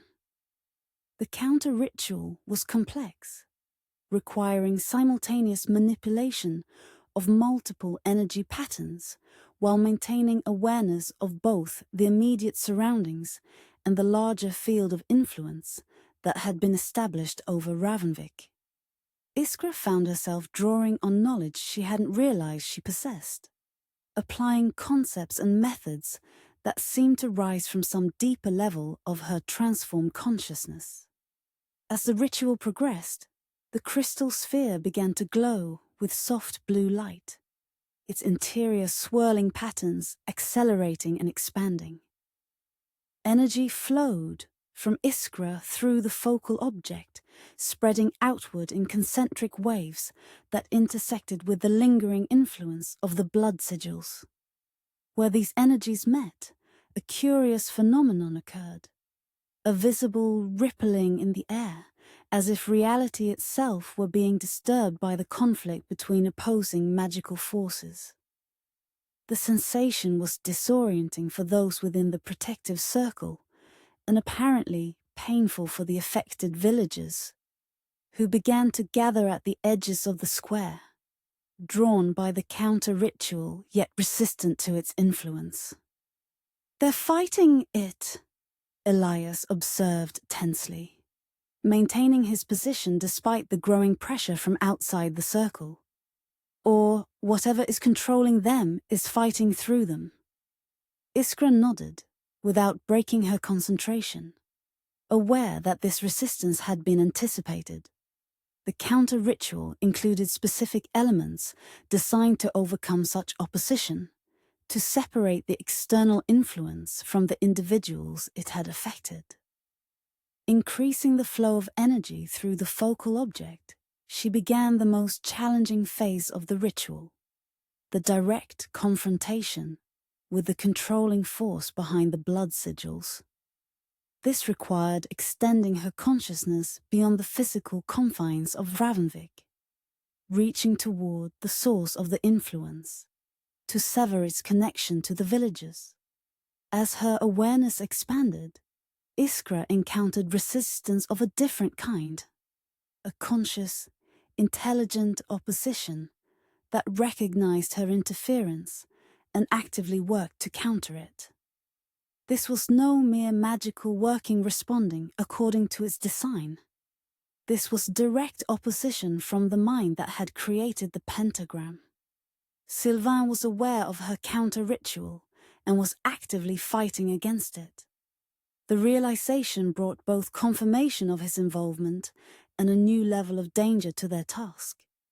Iskra found her expanded consciousness under direct attack, her connection to the counter-ritual threatened by sophisticated magical countermeasures that sought to disrupt her focus and sever her link to the focal object. Drawing on reserves of power she hadn't known she possessed, Iskra strengthened her defenses while maintaining the counter-ritual's progress. The runic markings on her skin burned with intense heat, channeling more energy than she had ever attempted to control before. In this direct confrontation of wills and abilities, she felt Silvain's surprise at her strength, at her capacity to resist his interference. Whatever he had anticipated from her, it hadn't been this level of power or control. Taking advantage of his momentary uncertainty, Iskra pushed forward with the counter-ritual, directing a concentrated burst of energies through the crystal sphere. The focal object flared with blinding blue light, sending a pulse of power outward that swept through Ravnvik like a wave through water. Where this energy touched the affected villagers, it broke the remaining influence that held them, severing the last connections to the blood sigils and whatever consciousness had controlled them. Throughout the town square and beyond, people staggered as if physically struck, many falling to their knees or collapsing entirely as the foreign presence was forcibly removed from their minds. Within the protective circle, Iskra felt the moment of liberation as a sudden release of tension, a dissipation of the resistance she had been fighting against. The counter-ritual had succeeded. The villagers were free from external control, their minds their own once more. But the confrontation with Silvain continued on another level. A direct clash of wills and abilities that transcended physical location. In this mental battleground, Iskra sensed his anger at her interference, his frustration at the disruption of whatever plan the blood sigils had been preparing for. More disturbing, she sensed something else beneath these emotions. A cold calculation, an assessment of her demonstrated abilities, an adjustment of whatever strategy he had been implementing. Rather than continuing a confrontation he might not win, Silvain withdrew his direct opposition, his consciousness receding from hers with what felt almost like satisfaction, as if her resistance, her display of power, had somehow confirmed something he had suspected or hoped for. The implications of this reaction troubled Iskra deeply as she completed the counter-ritual, stabilizing the energy patterns she had established and ensuring the influence of the blood sigils couldn't reassert itself. Whatever Silvain's ultimate goal might be, her opposition to this specific working didn't seem to have significantly disrupted his larger plan. As the blue light of the crystal sphere faded to a soft glow, Iskra became aware of the physical aftermath of her efforts. The runic markings on her skin burned painfully, some of the lines having shifted or expanded during the intense channeling of energy. Her body trembled with exhaustion, her consciousness struggling to reintegrate fully with her physical form after its expanded state during the ritual. Around the town square, villagers were beginning to recover from the shock of liberation, rising unsteadily to their feet, looking around in confusion and growing alarm as memories of their enchanted state began to surface. Some wept openly, others stood in stunned silence, while a few began to voice questions and demands for explanation. "We need to address them," Elias said urgently, maintaining the protective circle despite the successful completion of the counter-ritual. "Before fear turns to panic or anger." Iskra nodded, though the thought of speaking to the crowd in her current exhausted state was daunting. Still, he was right. The situation could quickly deteriorate if the villagers were left without guidance or explanation. With Elias's support, she rose to her feet, facing the gathering crowd from within the protective circle. Her voice, when she found it, carried more authority than she had expected. Enhanced, perhaps, by the residual energy of the ritual she had just performed. "People of Ravnvik," she began, keeping her explanation simple and direct. "You have been under an influence not of your own making, a magical working that affected your minds, your wills. That influence has now been broken. You are yourselves again." Murmurs ran through the crowd, confusion, fear, anger, relief, a complex mixture of reactions to her words and to their own returning memories. "Who did this to us?" someone called out, voice tight with anger. "Who controlled us like puppets?" It was the question Iskra had been dreading, the one most likely to lead to dangerous speculation and potential violence. Before she could formulate a response that wouldn't immediately implicate Silvain, and by extension, potentially herself through her association with him, Agatha stepped forward. "The source has been identified," the old healer said, her voice carrying surprising strength for one of her years. "And measures are being taken to ensure it cannot happen again. But now is the time for recovery, for supporting each other through this difficult experience." Her practical focus on immediate needs rather than blame helped shift the crowd's attention from anger to mutual support.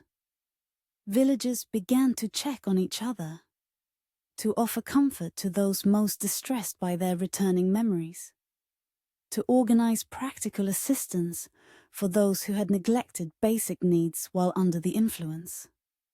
Taking advantage of this shift in mood, Elias guided Iskra away from the center of attention, supporting her as exhaustion threatened to overcome her completely.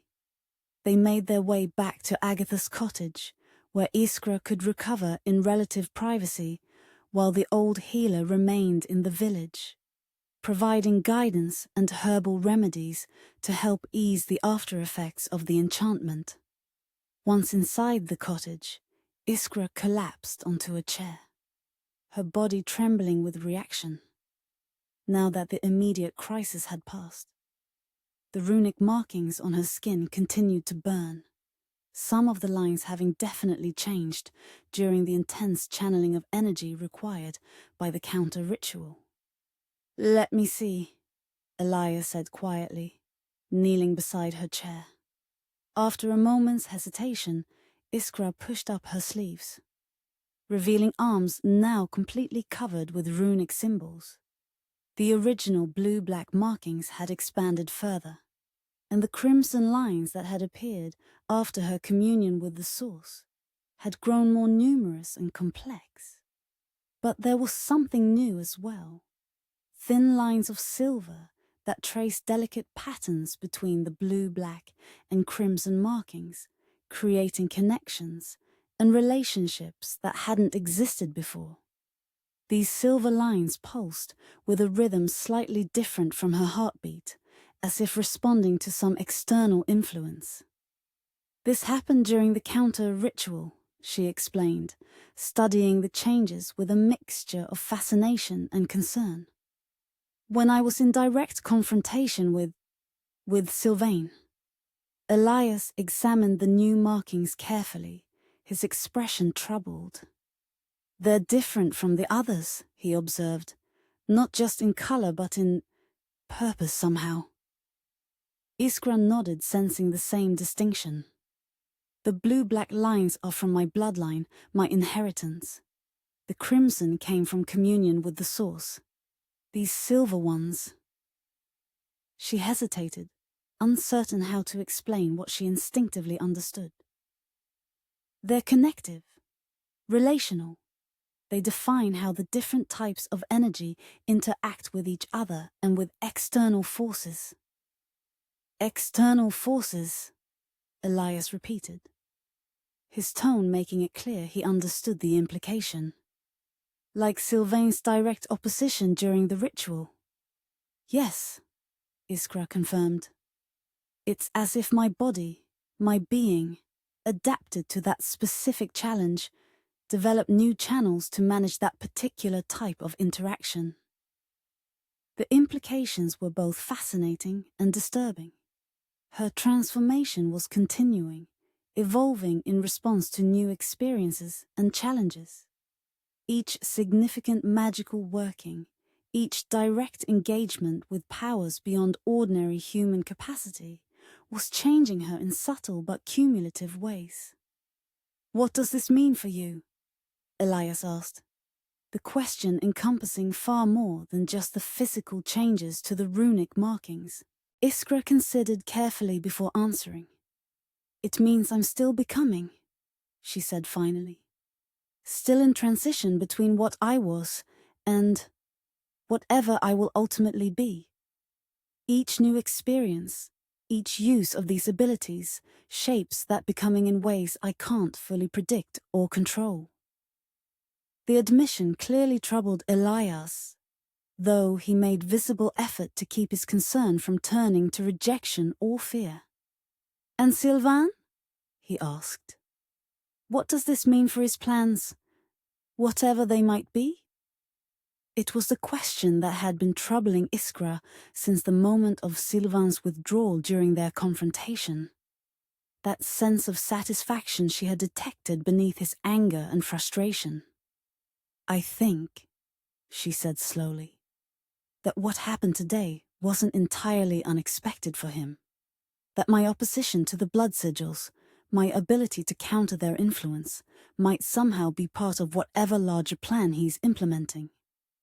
A test, Elias suggested grimly, to see what you're capable of, how far your abilities have developed under his tutelage. The assessment aligned with Iskra's own suspicions. Possibly, she agreed.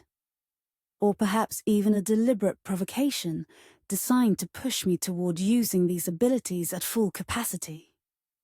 To accelerate your transformation, Elias concluded, making the connection she had been reluctant to voice directly. Iskra nodded, the silver lines on her arms pulsing in response to the heightened emotion the conversation evoked. If so, it worked, she acknowledged. I channeled more power today than ever before, engaged more directly with whatever consciousness exists beyond ordinary perception. The implication hung between them, that Silvain might have sacrificed the blood sigils and their immediate purpose to achieve a more significant goal related to Iskra's continuing transformation. That what had seemed like victory might actually have advanced his plans in ways they didn't yet understand. Before either could pursue this disturbing line of thought further, the cottage door opened to admit Agatha. Her weathered face lined with exhaustion, but her rheumy eyes clear and focused. "The village is settling," she reported, moving to her chair by the hearth. "Most have returned to their homes, though few will sleep easily tonight. I've distributed calming teas and sleeping draughts to those most affected." "Any violence?" Elias asked, practical as always. Agatha shook her head. "Some anger, some wild talk, but no actions taken yet. By morning, clearer heads should prevail." It was better than they might have hoped for, given the circumstances. Communities had torn themselves apart over less significant violations than what the people of Ravnvik had experienced. "And the manor?" Iskra asked, referring to Silvain's residence on the promontory. "Quiet now," Agatha replied. "The concentration of energy has dispersed. Whatever working was being prepared there has either been completed or abandoned." The information did little to ease Iskra's concerns. If Silvain had indeed been testing her capabilities, rather than pursuing some immediate goal through the blood sigils, then the dispersal of energy might simply indicate he had obtained the information he sought. "We should rest while we can," Elias suggested, noting Iskra's evident exhaustion. "Tomorrow will bring its own challenges once the village fully processes what has happened." It was sensible advice, though Iskra doubted sleep would come easily with so many questions unanswered, so many implications to consider. Still, her body demanded recovery after the intense expenditure of energy the counter-ritual had required. As she prepared for rest, however, a subtle sensation drew her attention to the Mandrake amulet at her throat. The crimson heart at its center pulsed with unusual intensity, and when she touched it with fingers marked by silver lines, a vision flashed through her mind, brief but vivid. A chamber deep beneath the manor on the promontory, a book bound in material that seemed to absorb light rather than reflect it. Silvain, standing before an altar of black stone. His perfect features composed in an expression of focused anticipation. And on the altar, a pattern drawn in what could only be blood. A pattern that mimicked the silver lines now etched into Iskra's skin. The vision faded as quickly as it had come, leaving her shaken and more certain than ever that what had occurred in Ravnvik was merely one component of a much larger working. A working in which she played a central role, whether she willed it or not. The crimson thread that had bound the villagers temporarily had been severed. But another thread, silver rather than crimson, now connected Iskra to whatever Silvain was preparing in the depths of his manor. A connection established not through external compulsion, but through her own actions, her own use of the abilities he had helped her develop. The realization brought no comfort as she finally surrendered to exhaustion. Her dreams filled with patterns of blue-black, crimson, and silver. Patterns that shifted and evolved even as she observed them, leading towards some culmination she could sense but not yet comprehend.